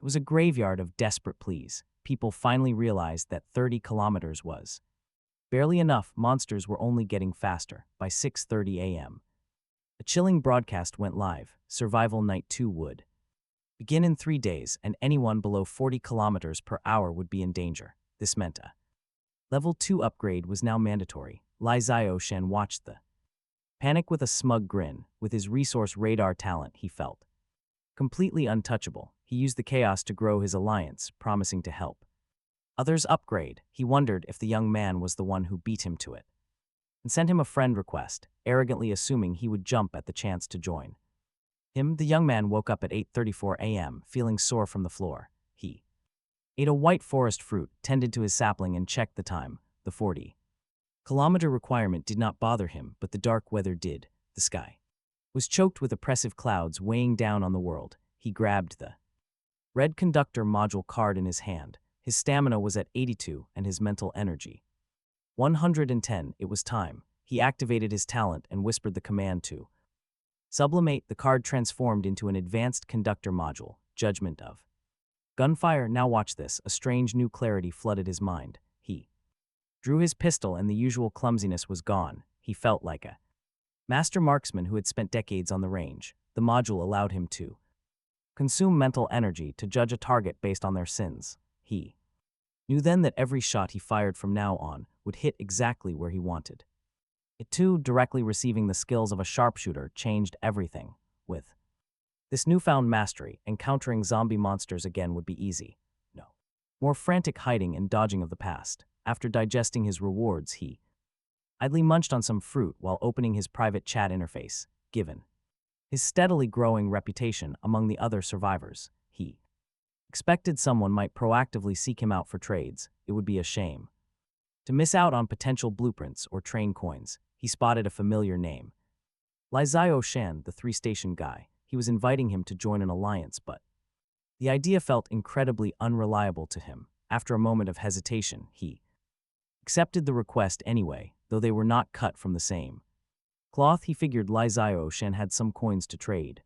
That was fine as long as he kept his distance. Meanwhile, Li Zio Shan was busy competing for rod sales when he noticed the acceptance. He seemed to think the young man had finally decided to reach out of necessity. He cut straight to the point, asking if he was finished making those rods. He dodged the question at first, asking if the price could be met. He offered to give him one for free, provided he joined the alliance. The terms were a contribution of 5 kilos of wood or a train coin. In exchange for daily rations and a rod, Li Zio Shan kept talking. He said supplies would eventually run out and they needed to be strong. He calmly finished his fruit. Talk about absolute composure. He waited before typing back a simple ultimatum. Buy it or not. Li Zio Shan was not the only source. Someone else had a mechanical rod blueprint at the first station, and when Li Zio Shan stopped responding, he did not waste time. He didn't wait. He tracked down the other seller, Zio Lin, and made a quick deal. For 20 mechanical parts and 1 biscuit, he acquired a very special piece of gear. A fully automated mechanical fishing rod, vastly superior to a cheap wooden one. Without hesitation, he initiated a sublimation, transforming the rod. It became an alluring mechanical rod that required absolutely no bait to catch fish. He set it aside and noticed Jaelin had sent him a brand new friend request. He accepted the request. Then at 12:30 p.m., a thunderous roar split the sky. Inside his cozy, climate-controlled carriage, he safely watched the storm brew. Massive black clouds rolled in, completely choking out the gloomy atmosphere.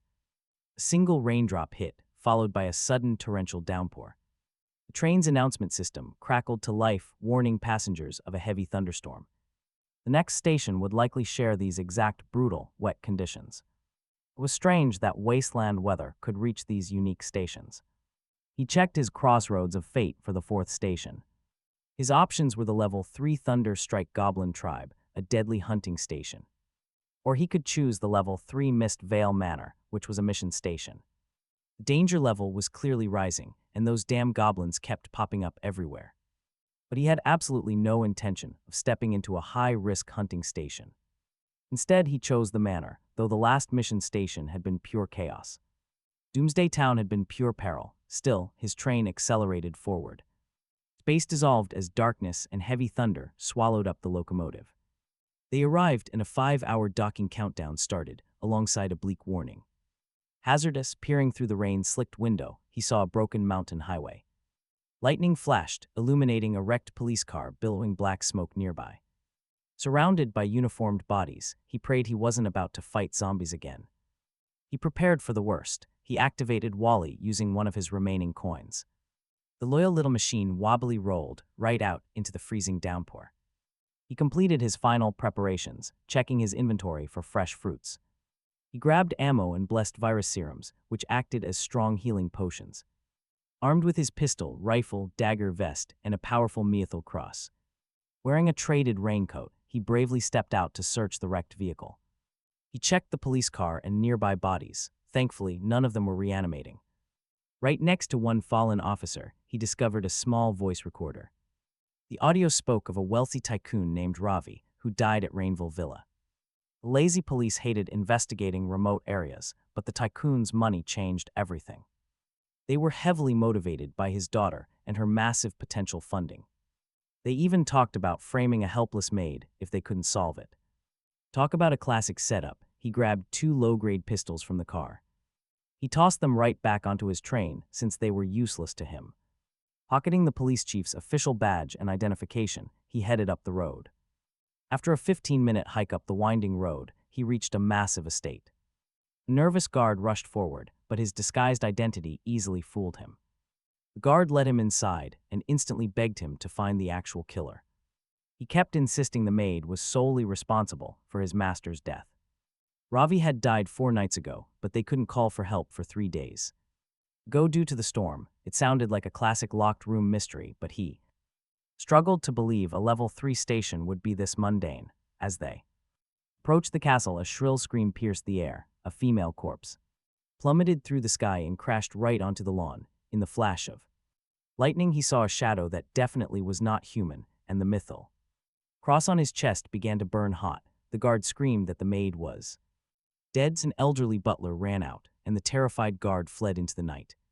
Accusing the old butler of being the killer, the old man sighed, calling him chief, and noting how young he looked, he picked up the maid's body and tossed it into one of 5 pre-dug graves on the lawn, 3 of which were already occupied. He invited the chief inside, and the sensation of being watched made his skin crawl. Inside, he asked for hot water and pressed him for the truth. The butler explained that after the master died 4 days ago, the children had argued. The daughter was found dead the next morning, which drove the guard completely mad. On the 3rd day, the young master died too. He admitted he expected to die soon as well, which is why he had dug all 5 graves. He warned him that the estate was cursed and that he should leave, but his bloodshot eyes under the candlelight were deeply unsettling. This was no longer a normal investigation. He gripped his cross, knowing he would have run if he did not have it. He asked why the butler was still there, and the old man gave a mournful smile, explaining that he could not leave. The gates would not let him pass. He had told the guard not to let the chief in, but it was too late now. He apologized, adding that if he found himself unable to leave either, he would dig a grave for him too. What did he mean by that curse? The chief asked. The old butler stood momentarily stunned, his gaze fixed on the young man's face. Despite his youth, there was no trace of the fear the butler expected. He asked, almost in disbelief, if the chief was not afraid. He simply stood up, his eyes tracking the solid wood stairs that spiraled into the upper reaches of the castle. He told the old butler he forgot to mention a small detail. Besides being a police chief, he also worked part-time as a priest. Since things had reached this point, he explained he would not be leaving easily. To prove his point, he pulled the mythal sanctuary cross from his chest pocket. A gentle holy light immediately surged forth, dispelling the surrounding gloom and casting him in a glow that made him look like a holy deity's spokesperson. Deity, the old man's mouth dropped open. He rubbed his eyes hard, staring at him as if he were a miracle. It took him a long moment to regain his senses. Even after the light faded and the chief cleared his throat to get his attention, he finally gasped out a plea to the heavens, declaring they were saved with this new identity as a part-time priest firmly established. The old butler wasted no time in spilling the manor's dark history. It turned out the original owner was a bloodthirsty madman. He had once used his own maid as a scapegoat for his crimes, throwing her to a corrupt police chief who tortured and eventually executed her. Following her tragic death, the manor was swallowed by an eternal storm of thunder and rain. When it finally cleared, every soul inside, including that treacherous police chief, had died an unnatural death. Over the next 30 years, the manor changed hands a dozen times, and every owner met violent end on a rainy night. Ravi, the manor's owner, was a cheap miser who did not believe in ghosts. He saw a tax-free mansion at a bargain price and could not resist. Now the loop repeats. The rain, the isolation, and the sudden deaths. The butler noted that the only difference this time was that they had successfully reached him. Hoping he could finally break the curse, he asked the butler where the first maid died, pointing straight toward the clock tower at the highest point of the castle. He already knew his path. This curse was likely a restless spirit bound to the stone and soil. As long as his cross could overpower it, the mission was as good as solved. He did not dwell on the possibility of failure. That thinking was totally useless. He took an oil lamp and followed the butler up the grand stairs. The castle was a symphony of cold, damp echoes and the rhythmic dripping of lakes, but when they reached the clock tower, the cross in his palm began to pulse with sudden, intense heat. He knew they had arrived. The butler stayed back, paralyzed with fear, so he gritted his teeth and stepped into the tower alone. The moment he crossed the cold threshold, he felt something lock onto him, rushing through the air at high speed. No panic. He simply told it to get lost as the sanctuary cross unleashed a blinding, soft light. A piercing scream shattered the night, followed by the metallic clang of something hitting the cold floor. He looked down to see a smooth, translucent skull resting at his feet. He blinked, wondering if that was really it. Seriously, he pinched his thigh to ensure he was not dreaming. But the pain was real. He searched the room, finding nothing else. It was over. Just like that, looking at the cross, he realized he had probably underestimated its power. For anyone else, this place would have been a death trap, but his ability to sublimate the level 2 Mythil cross into this sanctuary version had given him a weapon the world had not prepared for. He exhaled deeply, picking up the skull. Even if he did not know its purpose yet, he was not about to leave a level 3 drop behind. When he emerged, the butler was nearly white with sheer ghost-pale terror, but he reassured him that the curse was lifted, showing him the skull as proof. The man stammered out his gratitude, though the thunderstorm outside still raged. He knew the spirit had not caused the storm. The storm had likely birthed the spirit, since the manor seal was gone and he had only been here for an hour. He decided to make the most of his time. This was a wealthy man's home, and while there were no ancient coins or weapons lying around, it had something far more vital: real food. He was tired of biscuits and fruit. He wanted a real meal. The butler led him to a safe and presented a pure red gemstone, a priceless treasure Ravi had found in his youth. He insisted he take it as a reward, adding that since the master was gone, he was free to take anything else he liked. That was absolute music to his ears. He weighed the cool, smooth gem in his hand and told him he would be heading down the mountain soon. But first he needed to restock his supplies. He raided the kitchen, finding a fridge full of fresh meat, eggs, and vegetables. He began making round trips to the train every 20 minutes, hauling back as much as he could carry. The butler, busy tying up the crazed security guard, looked startled when he reappeared for the third time. He asked if there was a problem with the curse, and he casually told him that the almighty god was just hungry. On his final trip, the butler called out to him by the iron gate. Both the butler and the guard bowed deeply, offering a ribbon tied wooden box. He explained that he did not care if he key and emptied the house, but he would regret letting him leave empty-handed. Inside the box lay 3 train coins. The butler mentioned they were currency for the Run Company, a name that sent a shiver straight through him. The dark organization from Doomsday Town was not just a one-off. He could not solve that mystery yet, so he boarded the train for the final time. He ditched his raincoat and stared at his pile of fresh food and kitchen tools with a wide grin. He stored everything in his inventory to prevent any spoilage, then immediately fired up his grill to cook a thick steak. As the meat sizzled, he set out rain collectors and organized his carriage.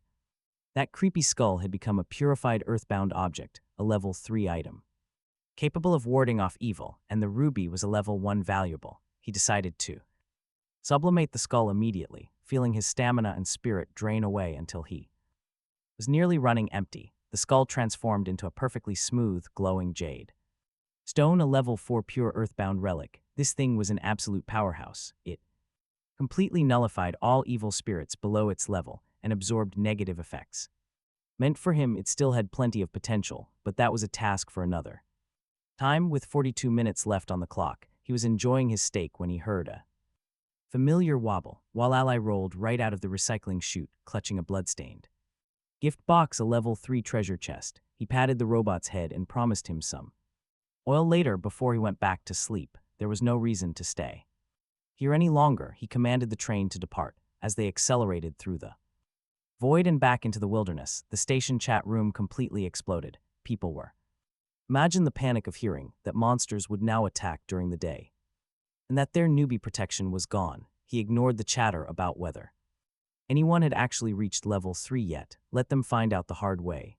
The death toll for Station 4 was lower, with only about 1,000 deaths, but the absolute desperation in the chat was palpable. He focused on his level 3 chest, using his remaining energy to upgrade it to level 4. He speared another piece of steak and wiped his hands, waiting for the lid to pop open. His previous level 4 chest had granted him the watchtower. He could only hope this one was just as good.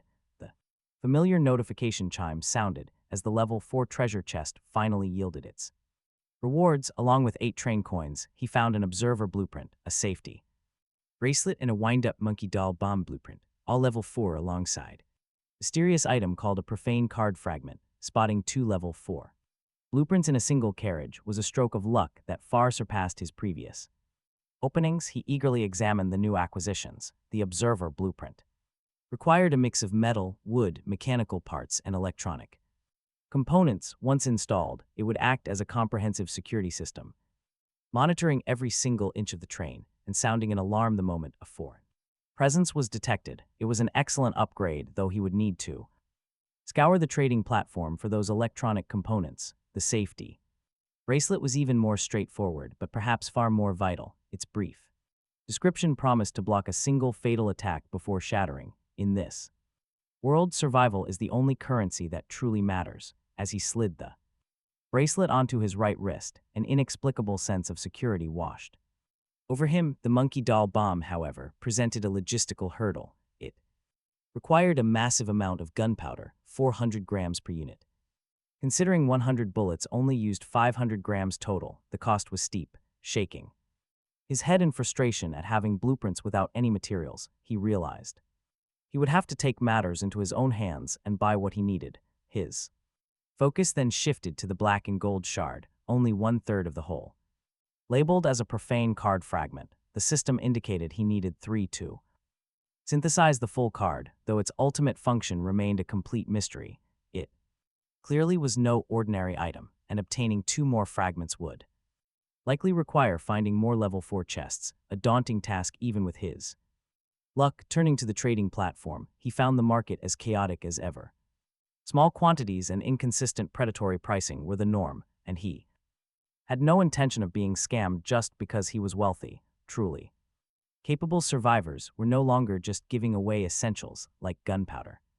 If he wanted real results, he had to speak to the masses directly. He spent a train coin to pin a message in the global chat, offering a choice of a compressed biscuit and water or a fresh tomato for every 200 grams of gunpowder. He posted a similar request for electronic components, offering a bottle of fresh water and a biscuit for every 10. While most people likely had water after the thunderstorm platform, his offer included the comfort of sweetness and the luxury of fresh produce. He had hauled 3 crates of tomatoes from the 4th station's manor. Like ancient sailors, they were essentially on a long voyage where scurvy was a very real threat. The global chat exploded immediately. Some were stunned by the pinned message. Others were scandalized that he would spend a whole train coin just for visibility, and many were salivating over the mention of tomatoes. As he suspected, there were prepared individuals among the survivors. Within a short time, he completed 10 trades, securing 2 kilograms of gunpowder. He immediately went to work, manufacturing his first batch of level 3 bullets.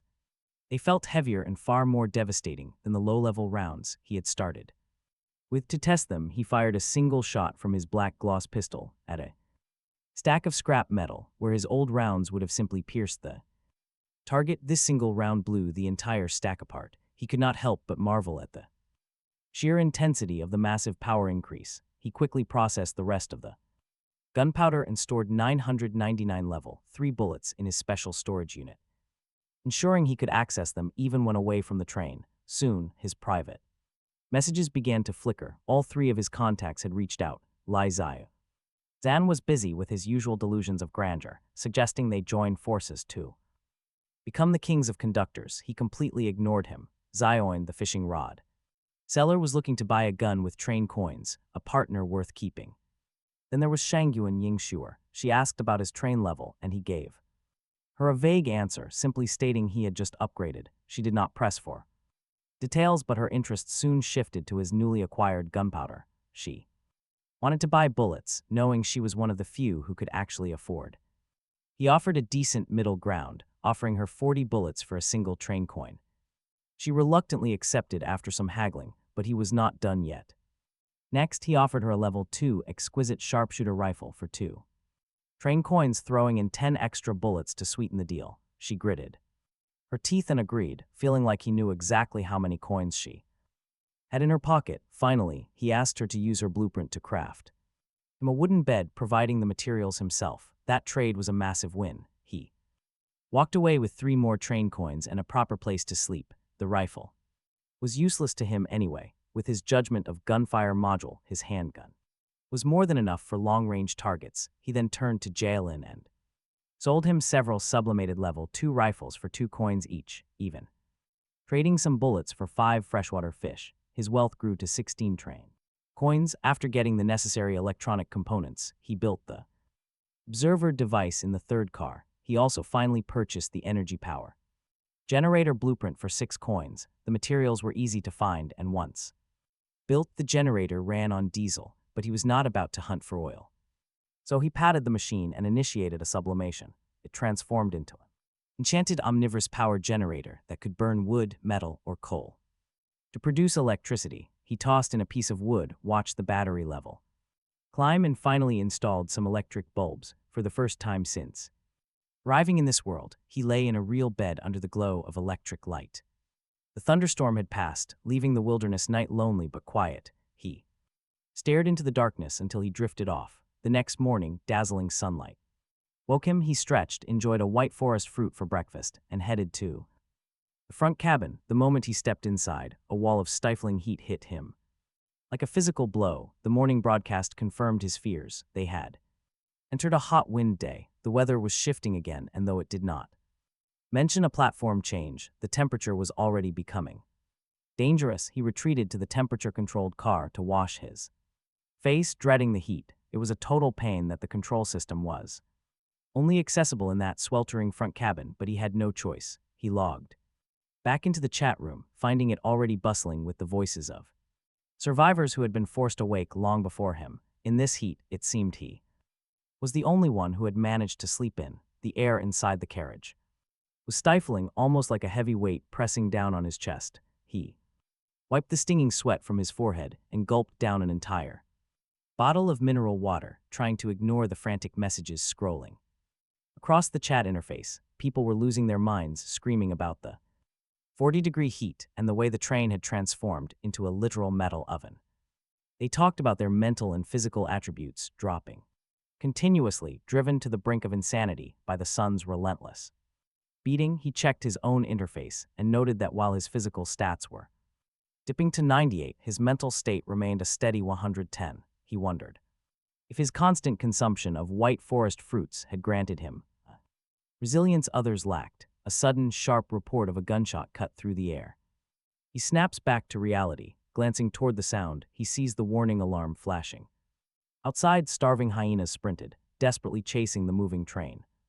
Their rib cages pressed hard against mangy fur, at his current level 3 speed. They were zero threat, but it worried him that no warning broadcast had played. This was no scheduled system encounter, like the grueling night survival runs. It was a completely random attack, a grim preview of the wilderness future. This was the new normal. Suddenly, a notification flashed on his private chat. It was Zhao Lin, the creator of those handy automatic fishing rods, asking for help. She wanted to know if monsters hit him, too. He confirmed it immediately. Outside, the hyenas finally faded into the distance. Zhao Lin was clearly terrified. A vicious swarm of birds had nearly cracked her glass, leaving her shaken. She only survived by pushing her train to 35 kilometers per hour. Now broke, she begged to trade raw fish for upgrade materials. He stared coldly. He had plenty of food and felt absolutely no desire to run a charity. No free rides here. He shut her down instantly, but she was desperate. She kept begging, revealing she possessed a unique talent called luck conservation. Her luck constantly cycled between extreme peaks of fortune and deep valleys of disaster. She hit the jackpot at a fish pond, but now she feared what came next. She desperately needed to upgrade before the night's survival caught her unprepared. A fascinating talent, but he far preferred the absolute certainty of his sublimation. Even so, he recognized a perfect opportunity for a long-term investment. He asked for her terms. She listed 38 kilograms of wood and 22 kilograms of metal with 14 mechanical parts. He demanded her last treasure chest. He wanted that chest, 10 fish, and explicitly warned her not to scam him. He refused her useless blueprint. She agreed instantly, finalizing the trade in a flash. Bright light flared as the transfer finished. She had sent over a level 1 plant. Nutrient solution. While the boots and fishing line were average, that solution was pure gold. He immediately triggered his sublimation talent, upgrading it twice.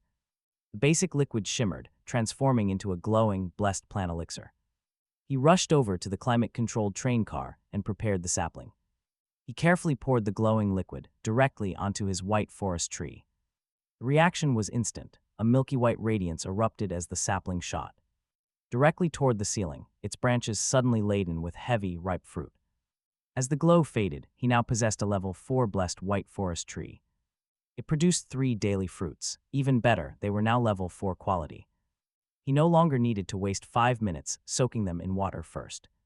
He took a sweet bite. His storage now held 55 life-saving fruits. Over the next few hours, he relaxed inside his cool 22-degree sanctuary. He feasted on a hot steak and cold beer while others sweltered outside. Warm beer not on his watch. A refrigerator was definitely next on the list. 30 minutes before reaching his 5th stop, the critical crossroads of fate appeared. Surprisingly, both choices were level 4, the combat-heavy abyssal Batcave, or Mystic Belltown, which offered a mission path. The combat tag worried him. At level 4, his gear advantage might not keep him safe anymore. Rather than risk a brutal, head-on fight, he chose the safer option. He picked the mission station, sped into the void. The sun was gone. Only a quiet, snowy night remained. They arrived at a completely normal station. Following his usual routine, he activated Little Wally with a train coin. The little machine wobbled away. He prepared to finally step off the train. Suddenly, footsteps echoed nearby. He drew his pistol. His combat module kicked in, instantly calculating the trajectory of any incoming gunfire based on that sound. Then a girl's voice called out, incredibly clear. She called him her Inspector. She sounded so relieved he had arrived. He hesitated but opened the heavy door, trusting his active defense shields to protect him from threats. On the platform stood a tiny girl, maybe 11 or 12 years old. Bundled in a white winter coat, she stared inside with bright azure eyes.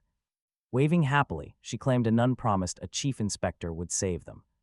He stared right back, looking for any hidden catch before asking her name. With a bright, pure smile, she told him her name was Tina. Cute. It looked like his 5th mission was starting before he even stepped outside. Now he had to follow Tina and see what this town expected of a real inspector. Tina blinked up at him, her eyes practically begging him. Her plea felt so incredibly thick in the freezing air. Is he actually the inspector everyone had been waiting for? He could only offer a warm smile, nodding gently if she expected a train inspector, and he was the only one here. It had to be him. She let out a joyful squeal, urging him to follow quickly, but he told her to wait. Reaching into his supplies, he handed the little girl a fresh white fruit. She took it without a single drop of fear and bit right in. Marveling at the sweet flavor, he smiled, checking his gear one last time. Donning his sanctuary cross, finally, he stepped down onto the empty platform. He sealed the carriage door, setting his warning tower to maximum sensitivity. Then he told the girl to light him to these desperate people. They left the sterile station behind, entering a silent, snow-dusted town. No streetlights lit their path. The only source of light in the dark was a single lantern swaying above a church shaped like a train cab. A heavy silence pressed down on them. Unseen eyes tracked their every step. Whispers echoed in the dark, sending a chill straight down his spine. This cold had nothing to do with the freezing weather outside. He kept one hand on his black glass pistol, ready for anything. This station had a danger rating far worse than his previous missions. Yet Tina skipped along happily, a single splash of color in this gray world completely untouched by the dread. Soon they finally reached the church. She beckoned him inside, cheering that everyone had been waiting forever. He paused at the base of the white stone steps, letting her enter. First, she pushed the doors open, and a brilliant flood of light erupted, revealing hundreds of townspeople bowed in silent prayer. Right at the altar stood a golden-haired nun dressed in black, clutching a dark, heavy book. Tina announced his arrival. Instantly, the entire church fell completely dead silent. Like puppets pulled by the exact same string, every single head snapped upward. Hundreds of eyes locked onto him. He did not flinch, already flipping the safety off his pistol. He knew the slightest movement would mean a bullet. For the nun, she smiled warmly, telling her people not to frighten him. Before sending Tina to prepare something, as prayers resumed, the nun approached him with a box from the pulpit. He leveled his gun right at her head and ordered her back, demanding to know what was really happening. This place felt entirely wrong, and her calm smile only made it more unsettling.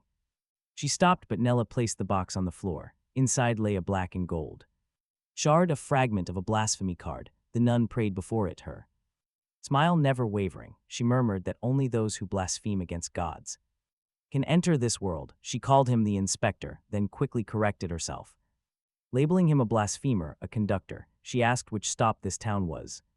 For him, though his cross did not react, he knew he had to get out. He gave a cold laugh only a fool would stay, and bolted back toward the station. The nun shrieked for the townspeople to stop him, and the praying residents instantly transformed into sprinting hunters with terrifying speed. It was a total nightmare. He fired a clean headshot at the lead pursuer, but the nun's voice echoed through the town, mocking his efforts. She claimed his bullets were useless against her creations, and that a novice like him could never win. But wait, her smug smile is about to shatter when she felt her connection to the puppet sever. His level 3 armor-piercing rounds did what ordinary bullets could not. With his judgment of gunfire module, his aim was effortless. He was picking them off, opening up some distance. It looked like he might actually make it back to the train. Then, with a soft sigh that chilled him to the bone, the nun appeared directly in his path, less than 100 meters from the station, teleporting as if she had always been standing there. She was surprised that a level 3 train could defeat her puppets, just as his warning tower hummed to life. Before it could fire, black chains lashed out and bound the barrels. Seeing his defense was gone, he was completely outmatched, but he tried to play it cool, suggesting she just take what she wanted without all this hostility.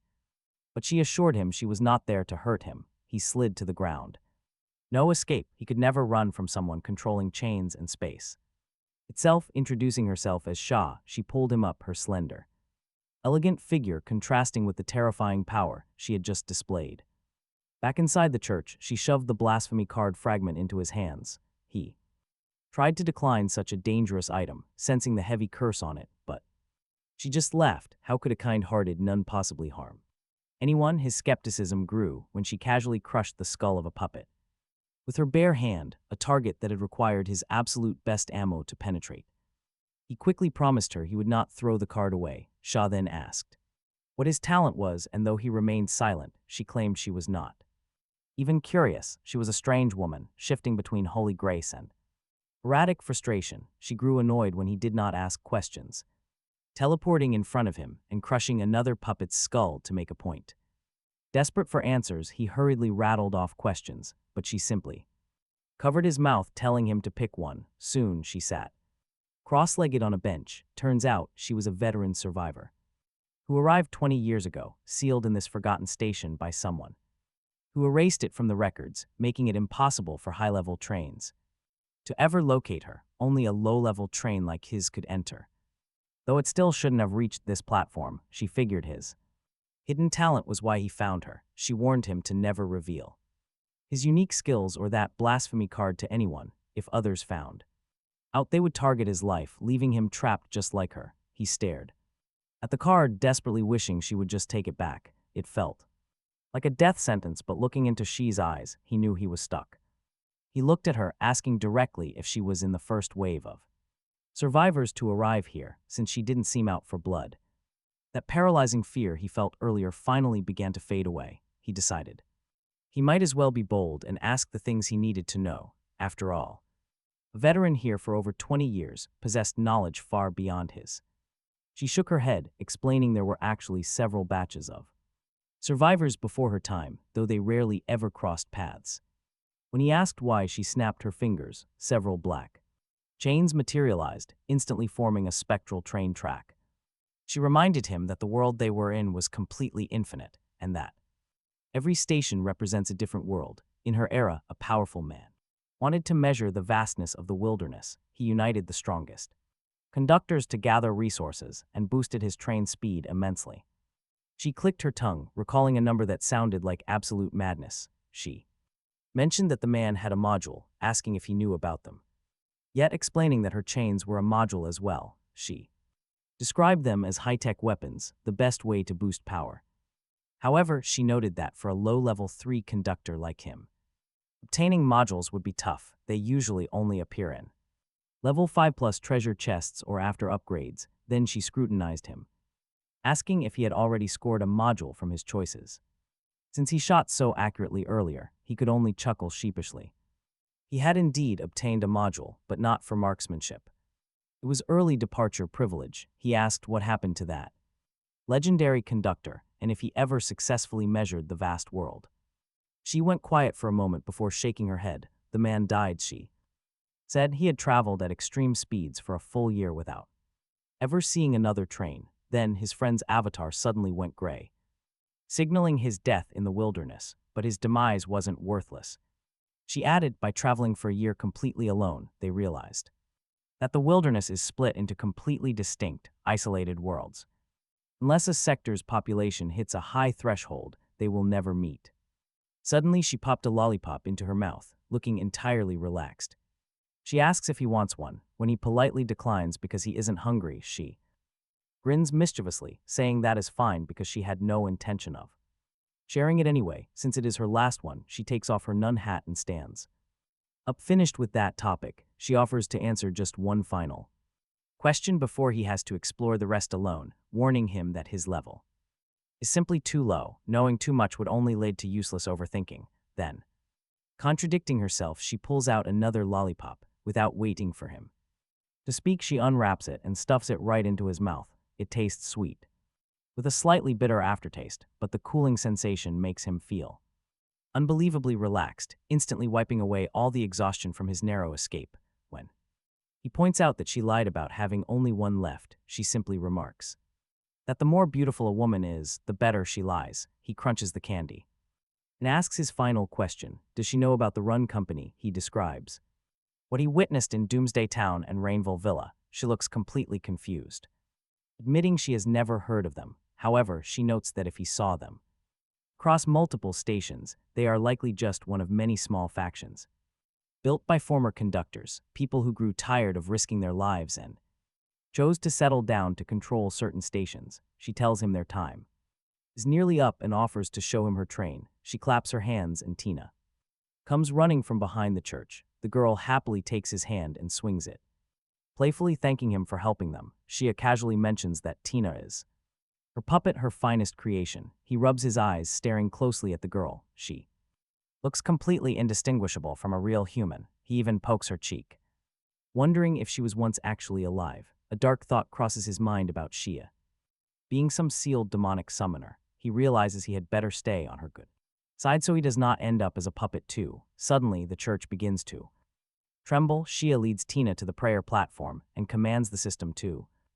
He watches in a daze as bright light screens flash everywhere. The church itself is the locomotive of her train. She tosses him a black box, a neat reward for helping her open this world, and promising it will perfectly suit his current level. The church finishes its transformation into a massive locomotive as black tracks appear beneath its wheels. In an instant, they arrive at the station outside town. He is stunned by the insane speed. Compared to her, his own train moves like a snail. She reveals she is a level 57 conductor, a rank considered formidable even in her era. She explains that while conductor levels can go high, everything else, platforms, items, and treasure chests, maxes out at level 12. As she finishes configuring the controls, she gently pokes his cheek and gives a final warning. Never let the blasphemy card leave his possession. He senses no malice in her voice, only a strange kind of teasing. He promises he will not lose what she gave him, and she urges him to synthesize his own soon for massive benefits. She tells him it is time for her to go. She could have taken his train with her, she says, but staying aboard forever would be boring. She invites him to enjoy the land until the docking countdown ends and tells him he can freely recycle the houses in town. Her final request is for him to burning the place to the ground after leaving. She never wanted to look back at the dark cell that caged her for 15 years. Soon, Tina grabbed his hand to tell him it was time to step off. She was so adorable that he could not help patting her head. Remembering her absolute love for white forest fruit, he pulled out 10 blessed fruits for She was overjoyed, but that sweet scent quickly caught Shea's attention. He overheard her muttering about his blessing aura, wondering how a simple level 3 train could possibly possess such rare carriages. She seemed genuinely captivated by his hidden talent. Meanwhile, as he stepped onto the station platform with his heavy gift box, the full majesty of her level 57 train, the Night Angel, was revealed, a black and white masterpiece of 18 carriages, each oozing high-end luxury that made his tiny two-car train look like a total wreck. A wave of pure envy hit him, though he quickly tried to motivate himself by promising that he would surpass her soon. Just then, a sudden friend request popped up on his screen. Declining was the obvious choice, but she forced a private message through to him paired with a smug digital face. Refusal was not an option. Choosing pure survival, he accepted, but quickly renamed her in his contacts to Golden Retriever. But she caught him instantly, calling him a good boy while warning him that she could track his coordinates anywhere. He quickly added a prefix, calling her the evil Golden Retriever. Suddenly, the Night Angel's engines roared, violently shaking the town. Bright fireworks filled the dark sky as Shea popped a new lollipop into her mouth, announcing their departure. The massive train vanished into the void, leaving Mystic Belltown shrouded in silence. He stared down at the heavy container she left behind, a level 9 safety box. 2x2 cube of absolute security, totally immune to any damage or forced entry. He was stunned by her sheer generosity. Even empty, this box was worth more than he could ever imagine. Immediately, he updated her name to Beautiful Kind-Hearted Lady and pressed his thumb against the center of the secure lock to bind it and reveal the treasures. A bright binding notification flashed before him, confirming that the setup was fully complete. Opening the high-tier box, he saw his new haul neatly sorted into different slots: 1 rare flame stone, 10 kilograms of pure gold, 10 of mithril, and 3 glowing lollipops. The secure chest clearly focused on premium quality over mere quantity, keeping everything perfectly organized. As he stared down at the rare crafting materials, he felt incredibly relieved. This haul was exactly what he required to upgrade his train to level 4. Finding a rare flame stone this early without his sublimation talent would be an absolutely impossible task. Shea clearly had no idea about his secret abilities, meaning her legendary gift was a massive, unexpected power boost. However, the mysterious candy was what really caught his eye. Taking a closer look, the system identified these items as Shea's healing lollipops, a level 8 masterpiece. Crafted by the infamous Dark Nun, popping just one would generate a powerful protective shield against enemy attacks while instantly sealing up wounds and restoring vital stamina. A direct note on the side read, "As long as you're breathing, these will keep you alive." Right then, a soft chime rang out as a message from Shea landed on his screen. She playfully asked if he liked her little surprise, warning him that the transition from level 3 to level 4 is an incredibly difficult threshold. She pointed out that for most rookie conductors, finding flamestones is impossible until reaching at least the 10th station, meaning she just saved him weeks of absolute grinding. Still, she warned him not to eat the healing treats like regular snacks, urging him to survive until they meet again. He needed to complete the blasphemy card. Reading her words, gratitude washed over him. Though he did not strictly need the head start, he still appreciated the gesture. He muttered a quiet thank you to the empty carriage, knowing that if he ever found another fragment of that card, he would stop at nothing to obtain it. He could only wonder what incredible power would be unleashed if completed. Meanwhile, far away in the infinite wilderness, Shea's train, the Night Angel, roared forward. Shea stood on her prayer platform, casually munching on a piece of fruit. She stared out at the unchanging horizon when she received a sudden message. Mysterious contact expressed absolute shock that she was returning after 15 years. Shea simply replied that fate had chosen a new path, and she was seeking retribution. When they asked about the run company, Shea only expressed pure disdain. But the contact revealed that the Heavenly Organization's inspectors had already vanished. Back in Mystic Belltown, the clock was ticking. Yi Qian spent his remaining time 20 minutes dismantling the houses Shea left behind, though the labor was grueling. He managed to successfully salvage a decent amount of wood, metal, and mechanical parts, though only about a tenth of the original materials were recoverable. Shea had designed a massive safety box capable of storing entire train carriages, which was a massive relief, but time was ticking. By the time the countdown hit the final 10 minutes, he had to abandon the rest and check his Resources: 645 kilograms of wood, 770 of metal, 500 parts, and the precious gold and mithril. It was enough for a standard upgrade, but he had a far bigger gamble in mind. Suddenly, Wally wobbled back toward him holding it. Mysterious metal cube, and curiosity finally took over. Now watch what happens next. He ran his fingers over the cold level 4 treasure chest, wondering if Shea had deliberately left it behind, or if it was just hidden town loot. He considered waiting until he could sublimate it to level 5, but felt a strange, nagging resistance inside him. His stamina and mental energy were perfectly high, yet something felt fundamentally blocked. He realized that going past level 4 was currently impossible. Everything from chests to entire structures resisted his talent. No plateau, not today. If the talent itself was his ultimate bottleneck, then he would simply have to evolve the talent itself. He popped a healing lollipop into his mouth, feeling his stamina instantly surged back to full, and firmly placed his hand on the chest. Instead of focusing on the box, he turned his power inward to sublimate his own sublimation talent. The world turned red as blinding warning screens flashed alive. A massive, terrifying energy surge shrouded his entire train, other conductors across.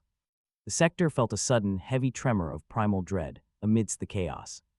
In flashing red lights, his consciousness faded into black. He drifted in a void vaguely aware of distorted, glitching system messages. An error had occurred in the crossroads of fate. Something was desperately trying to correct the selection and failing. A countdown suddenly started. 5 seconds, 4, 3. When the timeout hit, the system randomly selected a destination, Hope Valley, a level 4 slaughter station. The train accelerated rapidly through the void. Even more errors appeared as a mysterious force tried to interfere with his departure, attempting to set the countdown to infinity to trap him forever. Fortunately, the train system aggressively fought back, eliminating the glitch and resetting the clock. A new countdown began. 10 full hours. The station was extremely dangerous. In the quiet of the train, his mind finally started to clear. The train had already been stopped for 10 minutes when the sudden blinding sunlight streaming through the window hit his face, finally waking him from his deep slumber. The blinding glare forced him to look around, completely dazed, and as he peered outside, vast stretches of massive forest filled his vision. It was clear that this was no longer the wilderness, but a platform station. As he came to, memories of what happened before he blacked out rushed back. He looked down to find an ironclad chest resting quietly at his feet. It was a level 5 chest, meaning things worked out. He had actually pulled off that incredibly dangerous round of self-sublimation. He quickly pulled up his personal interface to check the talent tab, and there it was. The description for sublimation had updated to show 4 critical words. Ignores resistance. Talk about a massive power-up. This meant he succeeded. A confident grin spread across his face as he glanced toward the Sentinel Tower device at the top of the carriage, that frustrating feeling of being unable to sublimate. Items past level 4 had vanished. The mental shackles holding his talent back were finally broken. Despite the excitement, he quickly began to cautiously inspect his surroundings. He vaguely recalled hearing bizarre noises while he was out cold and realized this randomly chosen platform was a slaughter platform, the absolute last place he wanted to be. He had no clue what the real difference between slaughter and hunting was, considering he had never set foot on a hunting platform, but that mystery was quickly overshadowed by the train system logs. As he read the records, his good mood faded. Replaced by a heavy weight in his chest, there had been interference. Someone had tampered with his docking platform and duration, and although the train system had cleared the meddling, the countdown remained staggering. He rubbed his eyes to make sure he had not misread the screen. It was real. 10 hours. He was stuck on a warning level, extremely dangerous platform for 10 hours, despite his train's usual stop time being only 5. Some unknown force was clearly trying to trap him here forever, even though the train system had proven fair and trustworthy by clearing the interference. He was still in a massive bind. His only saving grace was the VIP early departure privilege module. 7 whole hours in this absolute nightmare. This was going to be rough. He took a deep breath to calm his nerves. Since he was stuck here, the best course of action was to open that level 5 chest, hoping the loot could help him overwhelm level 4 platform. As the lid popped open, rewards appeared. 10 train coins, 2 modules, and 2 level 5 items. The modules were system bind and In station launch, he activated them immediately, noting that they were not physical cards and could not be sublimated. The system bind module was incredibly useful, permanently moving the control base station. Functions directly to him. No longer would he be inconvenienced by having to run back to the locomotive just to identify items or check stats. The in-station launch module was just as vital, allowing him to move the train to specific target locations within a station at the cost of 1 train coin per hour. Next, he turned his attention to the Golden Strike card. It was a level 5 item that could multiply the power of his next attack 5 times, but he decided to push things further. He activated his talent, immediately feeling the massive drain on his spirit and stamina, even though the cost of sublimation was lighter than before. The card transformed into an insane level 6 golden critical card. An attack boosted 50 times over. You just know that is going to hurt. He slipped the card into his pocket, eager to test it on some poor monster. At least now he had a real trump card against formidable beasts.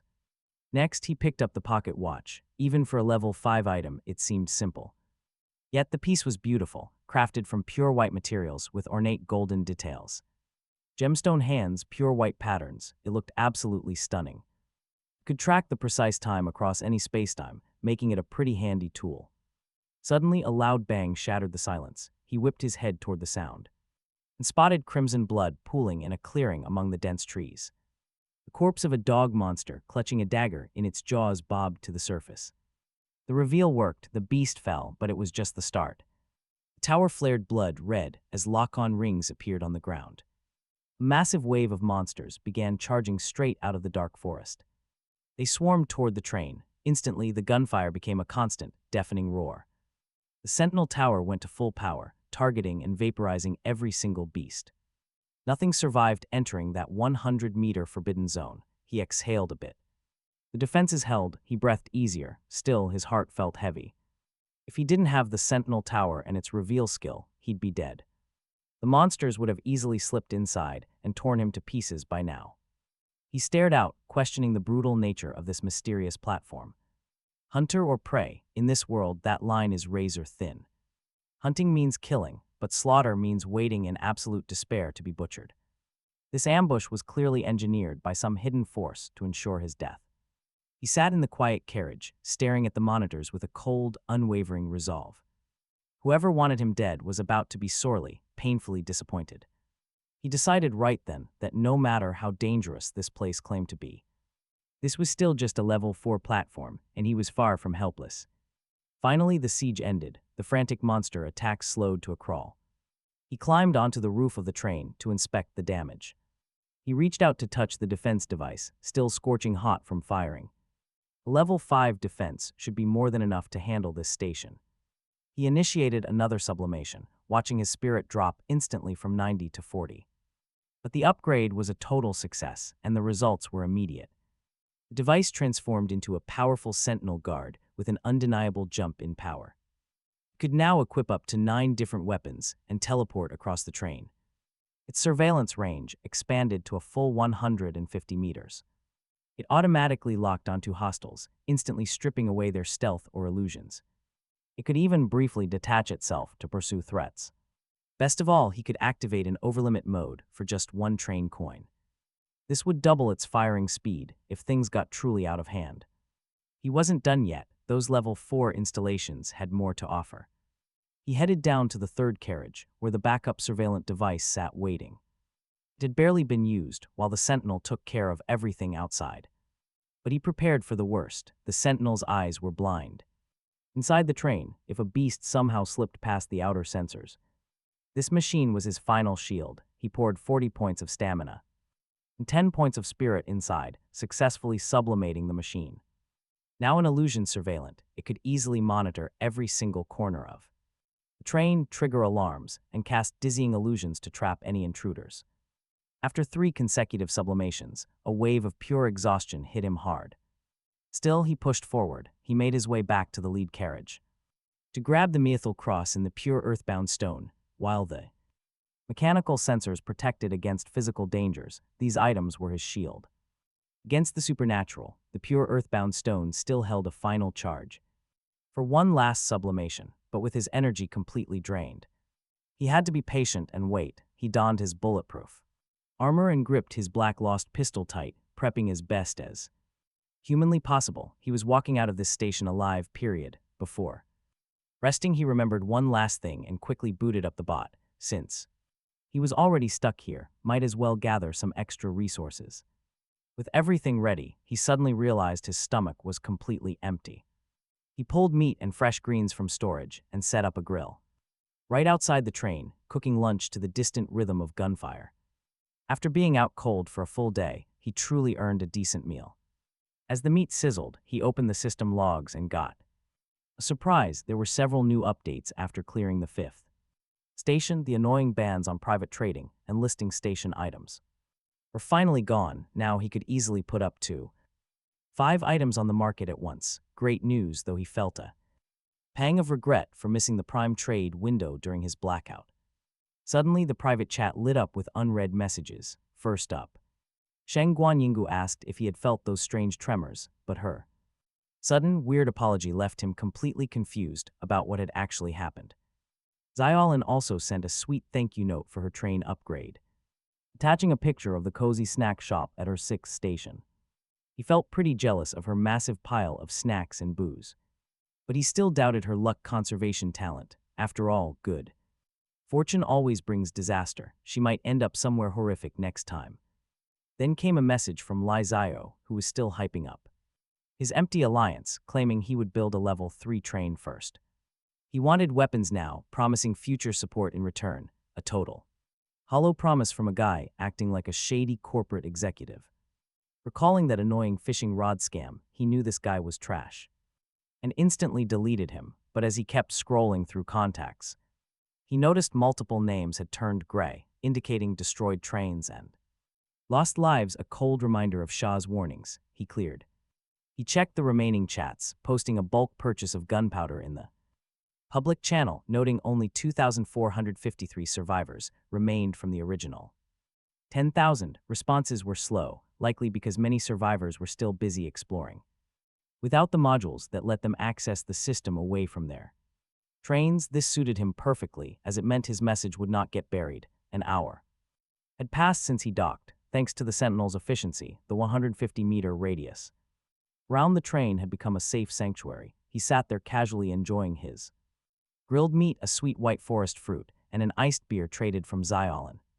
For a moment it felt just like a cozy vacation in the woods, and he chose to ignore the faint metallic scent of blood lingering in the air. After eating and drinking his fill, his mind cleared, and he realized that although this slaughter platform seemed to demand only passive defense, that did not mean he was forced to sit idly by the monster carcasses left by his sentinel guards. Were more than just eyes. If he could collect and recycle them at the processing station, they would definitely yield some highly valuable resources.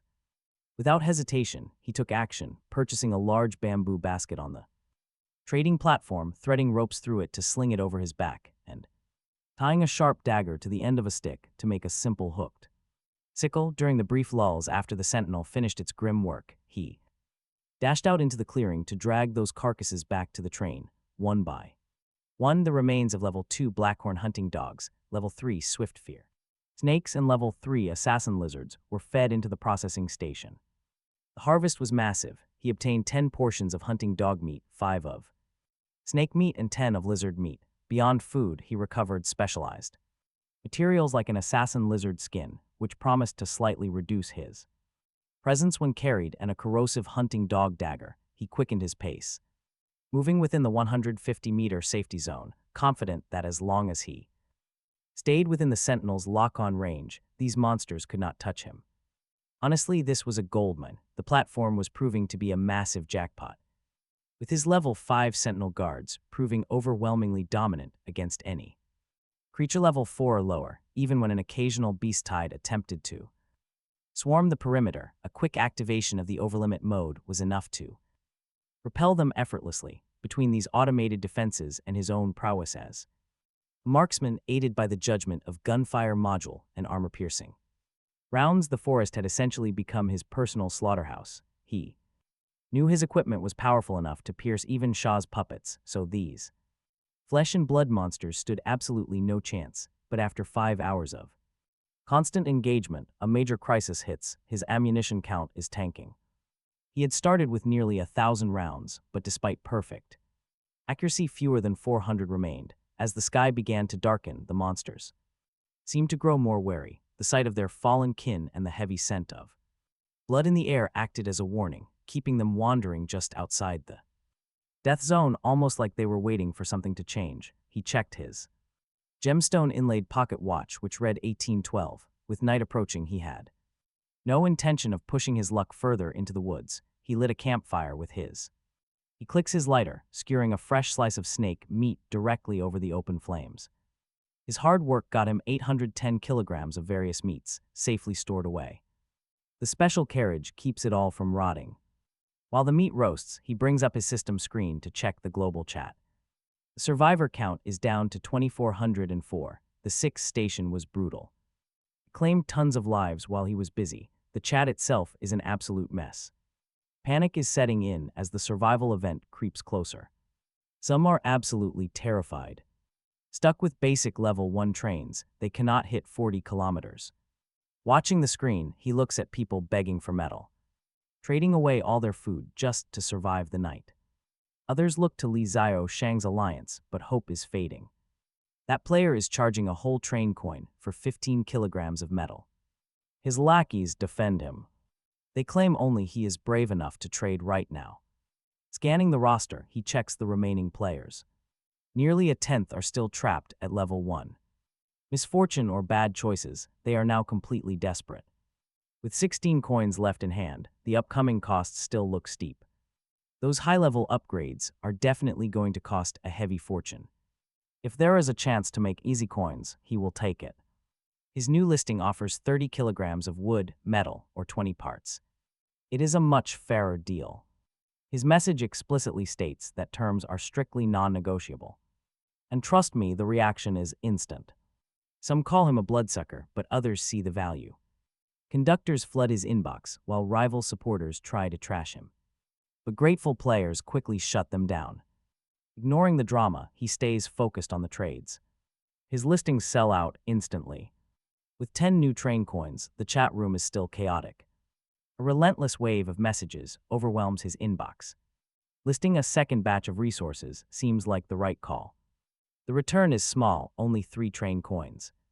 It is not a lack of demand, nobody has coins anymore. Chests are a rare luxury. Without Wally's scanning help, he would be empty-handed. Without it, only that initial armory crate would have been found. No chests means no coins means certain death. They cannot survive the night. It is a brutal cycle, but it has nothing to do with him. He cannot save everyone. If a player cannot upgrade after 6 stations, they are finished. They are not cut out for this environment. As he scans the desperate chat, he spots something interesting. Almost none of the trades had anything of value to prove they were worth it. Worth his effort, then a message from someone named Peng when Xuan caught his eye. The guy claimed he had only 1 blueprint left, begging for 30 kilograms of metal.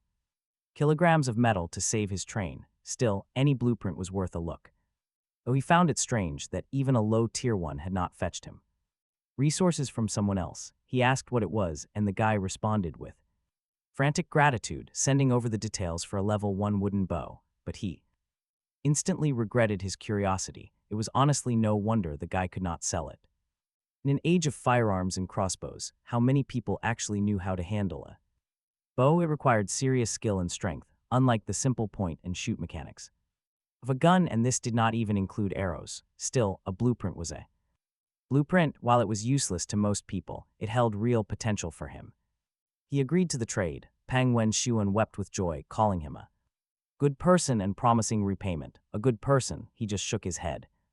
In this brutal world, being called good felt more like an insult than a compliment. Why bother? He did not dwell on any promise of repayment, suspecting this would be their final interaction. If the guy was only reaching level 2 now, the rising difficulty would swallow him whole. Game over. Once the trade was complete, he turned to his true goal of sublimation, a trash tier level 1.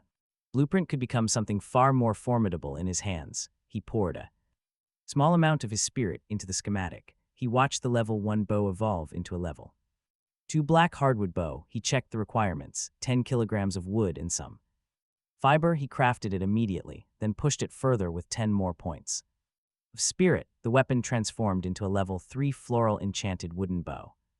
Honestly, that is one beautiful weapon, adorned with floral patterns and fully capable of consuming spirit to craft energy arrows, complete with an auto-aim feature. He drew back the string, watching a pale pink arrow materialize and fly, piercing a distant monster with impressive force. The power was comparable to his armor-piercing rounds, but he still preferred his trusty guns. Regardless, this enchanted bow would fetch a handsome price if he chose to sell it. He opened the flooded inbox on his screen, unconcerned with the pleas of strangers. He knew charging a train coin for 30 kilograms of scrap already proved he was no saint. Far from it. He left messages from friends untouched, noticing one from Shangyu and Yingu. She was looking for bullets and offered gunpowder.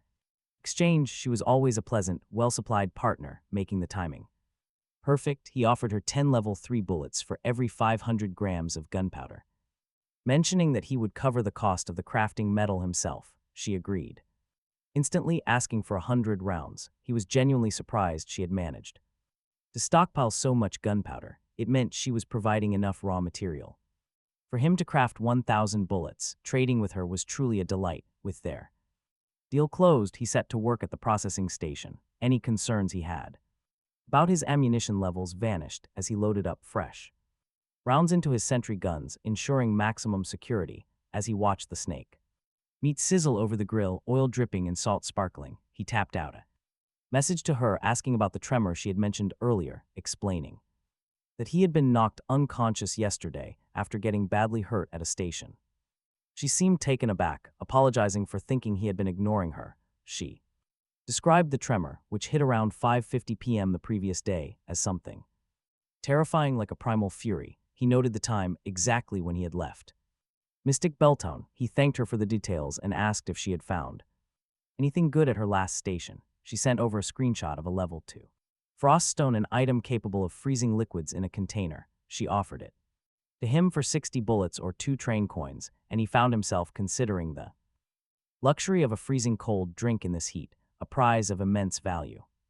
Without a proper water tank, the crazy temperatures in this wasteland would cause any stored water to spoil and rot with alarming speed. But if he could keep the temperature right at the freezing point, that decay could be delayed indefinitely. Beyond mere survival, the luxury of this item during a heat wave was undeniable. After all, who could possibly resist an ice-cold beer while the world outside was scorching? But get this, he almost overlooked a major asset. So he returned to the train compartment and began rummaging through his stored blueprints until he found his target. He had obtained this from the upgrade options after his very first train enhancement. Although he had only constructed it once, its necessity in this world was absolute. He immediately thought of Shangyu and Yingyue, a woman who seemed to have an inexplicable, almost elemental connection with water. She would likely love this. He sent over the description of the basic water tank and asked if she wanted to buy it.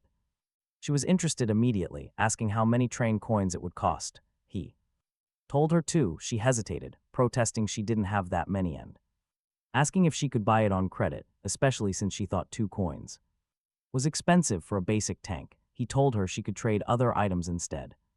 But as for credit, he asked her what she honestly thought of that idea. Shengyuan Yingyue clearly knew credit was a fantasy in this world. After a moment of hesitation, she made her move, offering an ice condensation pearl instead. He was internally stunned. She agreed just like that. She didn't even try to bargain. He patted the iron frame of a basic water tank, knowing that, to put it bluntly, this thing was just a lump of iron with a few special functions. The blueprint had only cost him 1 train coin, yet he was effectively about to sell a single unit for triple its value. Talk about an insane profit margin. When she asked if he was uninterested, he told her the trade was acceptable and to wait a moment. If she was willing to pay that much, he certainly wasn't going to refuse. He took the blueprint and the necessary materials to the processing station and began crafting. A brand new water tank materialized just as her trade request arrived. He accepted and the exchange was complete. He picked up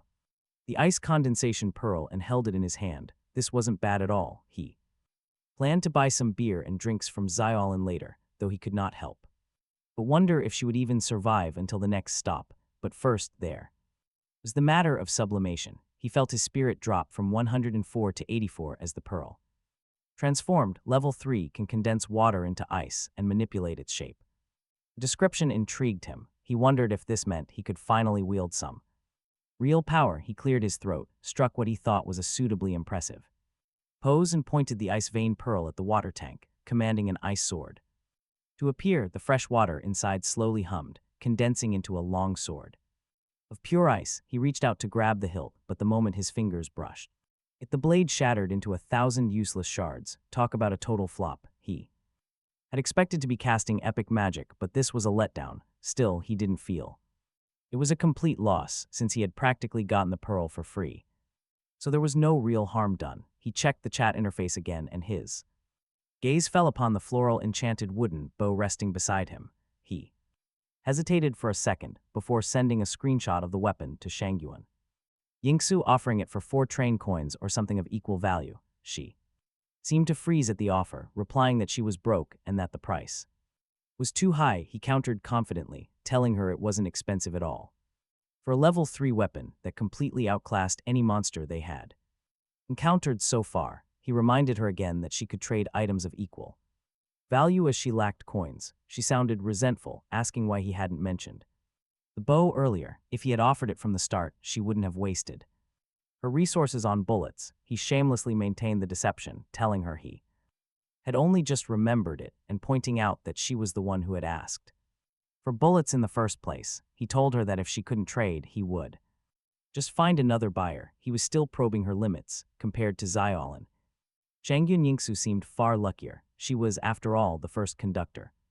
Besides himself to upgrade her train, she likely had more hidden away. He asked her if she had found anything else in that treasure chest from the last station, besides the pearl, adding a casual note that he wasn't hinting she should trade them. His words must have stung because he could almost feel her urge to delete him from her contacts through the screen. She probably wondered if he really thought she was that desperate. It was just a level 3 weapon after all. It wasn't as if she absolutely needed it. Then a screenshot appeared. Level 2. Consumes 2 spirit points to predict the next day's weather at noon. She made it clear that if he wouldn't sell for that, she was done. She had truly offered everything she could. It wasn't out of desperation, but a level 3 weapon was an incredible temptation for someone still navigating with a level 2 train. She had decided that if he refused this time, she wouldn't offer another scrap. He replied immediately, telling her that since they had traded so much already, he would do her a favor and accept the deal. Despite his composed reply, he was beaming with joy. He had struck gold again. He had taken a blueprint obtained for a mere 30 kilograms of scrap and flipped it for what amounted to 3 train coins. He was starting to feel like a business genius. The trade went through smoothly. The fresh water filled his tank and a white sunny doll appeared in his hand. It was actually quite cute. He didn't wait long before initiating another sublimation. His spirit fell from 84 to 69. Level 3 consumes 1 spirit point to predict today's and tomorrow's weather at any time. The upgrade was perfect. He could now check the weather whenever he wanted rather than waiting for noon, and the cost was halved. Its physical appearance remained unchanged, so he hung it in his climate-controlled resting compartment. This successful string of trades had brought him massive, undeniable gains. Not a total transformation, but still a massive accumulation of wealth. He now had 30 train coins and briefly considered sublimating his train once again, but decided it was better to wait until he left the station. It simply was not safe there. Having made up his mind, he stepped out of his compartment only to be hit by a sudden, pungent odor. Sniffing the air, his expression shifted to pure horror. His dinner was ruined. The snake meat he had been roasting was completely charred and inedible. He sighed, realizing he would have to start over. Preparing to relight the grill, he realized that Wally still had not returned. Honestly, anyone would wonder if the little guy had actually died out there. Meanwhile, the protagonist could feel the waves of fury radiating from Lai Xiao Shan as the chat room remained in an uproar. The rival was clearly beyond incensed, likely wearing an expression of pure disgust after realizing he had actually been deleted from the friend list. To make matters Worse for him, Yi Qian was selling materials at heavily undercut prices, which the arrogant rival saw as a deliberate attempt to oppose his authority. He likely felt like he had swallowed a fly, staring at that glaring notification. Muttering threats about making our hero regret his choices, surrounded by his hoard of basic wood and metal, he let out a triumphant laugh, convinced he was the chosen one because he could upgrade every 3 stations, and immediately initiated his transition to level 3. However, his arrogance likely hit a wall the moment he saw the new requirements. It was easy to imagine his deep frown staring at names he did not recognize like flamestones, gold, and mithril. His talent, as powerful as it seemed, evidently had its limits. It allowed him to pinpoint basic resources like metal and wood, but it could not touch the exotic materials required for higher tiers. He was finding out the hard way that his path would not be as smooth as imagined. While he was fuming, our protagonist finally got a chance to eat. During the 6-hour stopover, he spent time blowing ashes off a piece of snake meat, the rich aroma making his mouth water despite only having basic salt for seasoning. The monsters outside had been strangely passive during this entire period. Even when he proactively took shots at them with his rifle, they would only scatter and retreat back to their 150-meter perimeter, practicing a patient, calculated siege, simply waiting for him to make a mistake. As he chewed on the meat and rubbed his chin in deep contemplation, a rustling sound came from the nearby brush. He did not reach for his gun because the sentinel guard remained silent, recognizing the harmless source. While he approached from the distance, wobbling on his tracks, and our hero greeted him, joking that he almost thought the little guy got killed out there. The little robot could not speak, but presented him with a tree stump that the system appraised as a rare level 4 treasure chest. Talk about a jackpot. His mood shifted instantly as he patted the little metal head, praising him. He did not open the chest right away, instead discarding his meal and boarding the train while jokingly advising the robot not to lead any monsters back next time. Almost on cue, an earth-shaking howl erupted from the woods as a giant white wolf, a beast the size of a grown man, appeared, crossing right into the sentry's perimeter. A storm of bullets hammered its body. The sentinel guard had clearly determined that this was no ordinary target. The creature, identified as a level 4 lightning wolf, yelped in pain as electricity crackled across its fur. Its speed exploded as it activated a lightning armor skill, closing the distance to within 50 meters of the train in a heartbeat. He did not hesitate to trigger overdrive, dissolving a train coin into golden light to double the sentry's firing rate. The 5 rifles transformed into a makeshift minigun, shredding the wolf in a relentless hail of lead.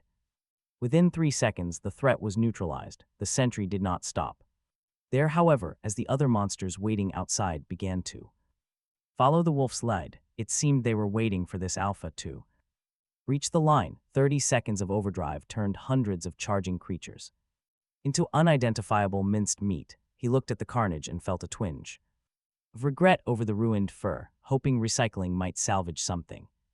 He dragged the bloodied wolf carcass back to the train for processing, acquiring a lightning wolf fur, 10 bones, and a fang, a substantial harvest even if the meat had been turned into a useless pulp by the firepower. He realized then that the white wolf had been a true gatekeeper, enduring 100 meters of constant fire before he had to use overdrive. Any ordinary level 3 conductor would have been torn apart by such a beast. He was simply a bit stronger than the rest, looking out at the sky, silently telling whoever tried to kill him at this station that he was sorry to disappoint them. When the countdown finally reached the 3-hour mark, his early departure privilege turned colorful on the display, allowing him to relax. He did not leave immediately, though, since the wolf was dead and the other monsters were too terrified to approach the perimeter. He saw an opportunity to gather more resources. A forested valley was a gold mine for timber, and he was not going to waste the remaining time. Shouldering his axe, he brought out the safety case Shaw had given him. Its loose definition of a single item meant he could store entire trees. Spending the next 2 hours chopping and transporting, he successfully hauled back 500 kilograms of wood. With 30 minutes left, the VIP early departure prompt appeared as a massive button on his screen. He cast one last glance at the dark forest before slapping the button. Spatial distortions rippled ahead as the tracks extended and the train accelerated into the void. They passed through the darkness until bright moonlight finally streamed through the windows, marking their arrival. At 10:30 p.m., the announcement confirmed that all conductors had officially left. The sixth platform, the loud broadcast echoed through the carriages, forcing the remaining 2,000 conductors to pause their frantic activities and turn toward the source of the announcement. In collective surprise, the voice was cold and final as it declared that any conductor with a train below level 2 would perish during the upcoming night survival, and that the survivors would proceed to a trading platform at Station 7. There they would be allowed to purchase a single item matching their train's current level, provided they had the train coins to afford it. Most importantly, the broadcast warned that Sector E3 was about to drop below the 2,000-person threshold, meaning a sector merger would happen after the next station. A friendly reminder followed, noting that night survival would begin at midnight sharp and last for 2 hours and 30 minutes. Along with a special warning, any damage to the train would decrease its speed, requiring immediate repairs. This massive announcement hammered at the hearts of the conductors, and he watched the chat room overflow with desperate pleas for resources. Yet at this critical juncture, no one was extending a helping hand, while the others were terrified that even a level 2 upgrade might not keep them safe from damage. But for him, absolutely nothing. Back in the endless wasteland, a glowing screen suddenly materialized before his eyes, congratulating him on leaving the level 4 slaughter platform. Despite the interference he had faced, the train system actually offered an apology for the sabotage he experienced, and as compensation he received a free processing module. He swiped the screen to accept it, grumbling to himself that it would have been nice to have this earlier. If he could have summoned the processing station anywhere during the last station, he wouldn't have exhausted himself hauling lumber and monster corpses back and forth. Despite his brief complaint, his focus quickly shifted to the tree stump in his hands, or more accurately, the level 4 treasure chest Wally recovered. Honestly, night survival was just an afterthought to him. He had much bigger plans. Right then, he initiated a sublimation, and as his stamina dropped to 50 and his spirit to 95, the box became a level 5 treasure chest. 50 points felt like a bargain compared to his previous experiences, and he eagerly opened the lid. The rewards were substantial: 10 train coins, a level 4 lightning assault conductor module, a level 5 weapon conversion card, and a blueprint for lightning wolf leather boots. The lightning assault module was particularly intriguing as it would allow him to use stamina to envelop his body in lightning for a burst of super speed, providing an excellent way to dodge or escape. The boot blueprint also held great potential, especially since the memory of that white wolf's ferocity was still fresh in his mind. However, his attention was truly captured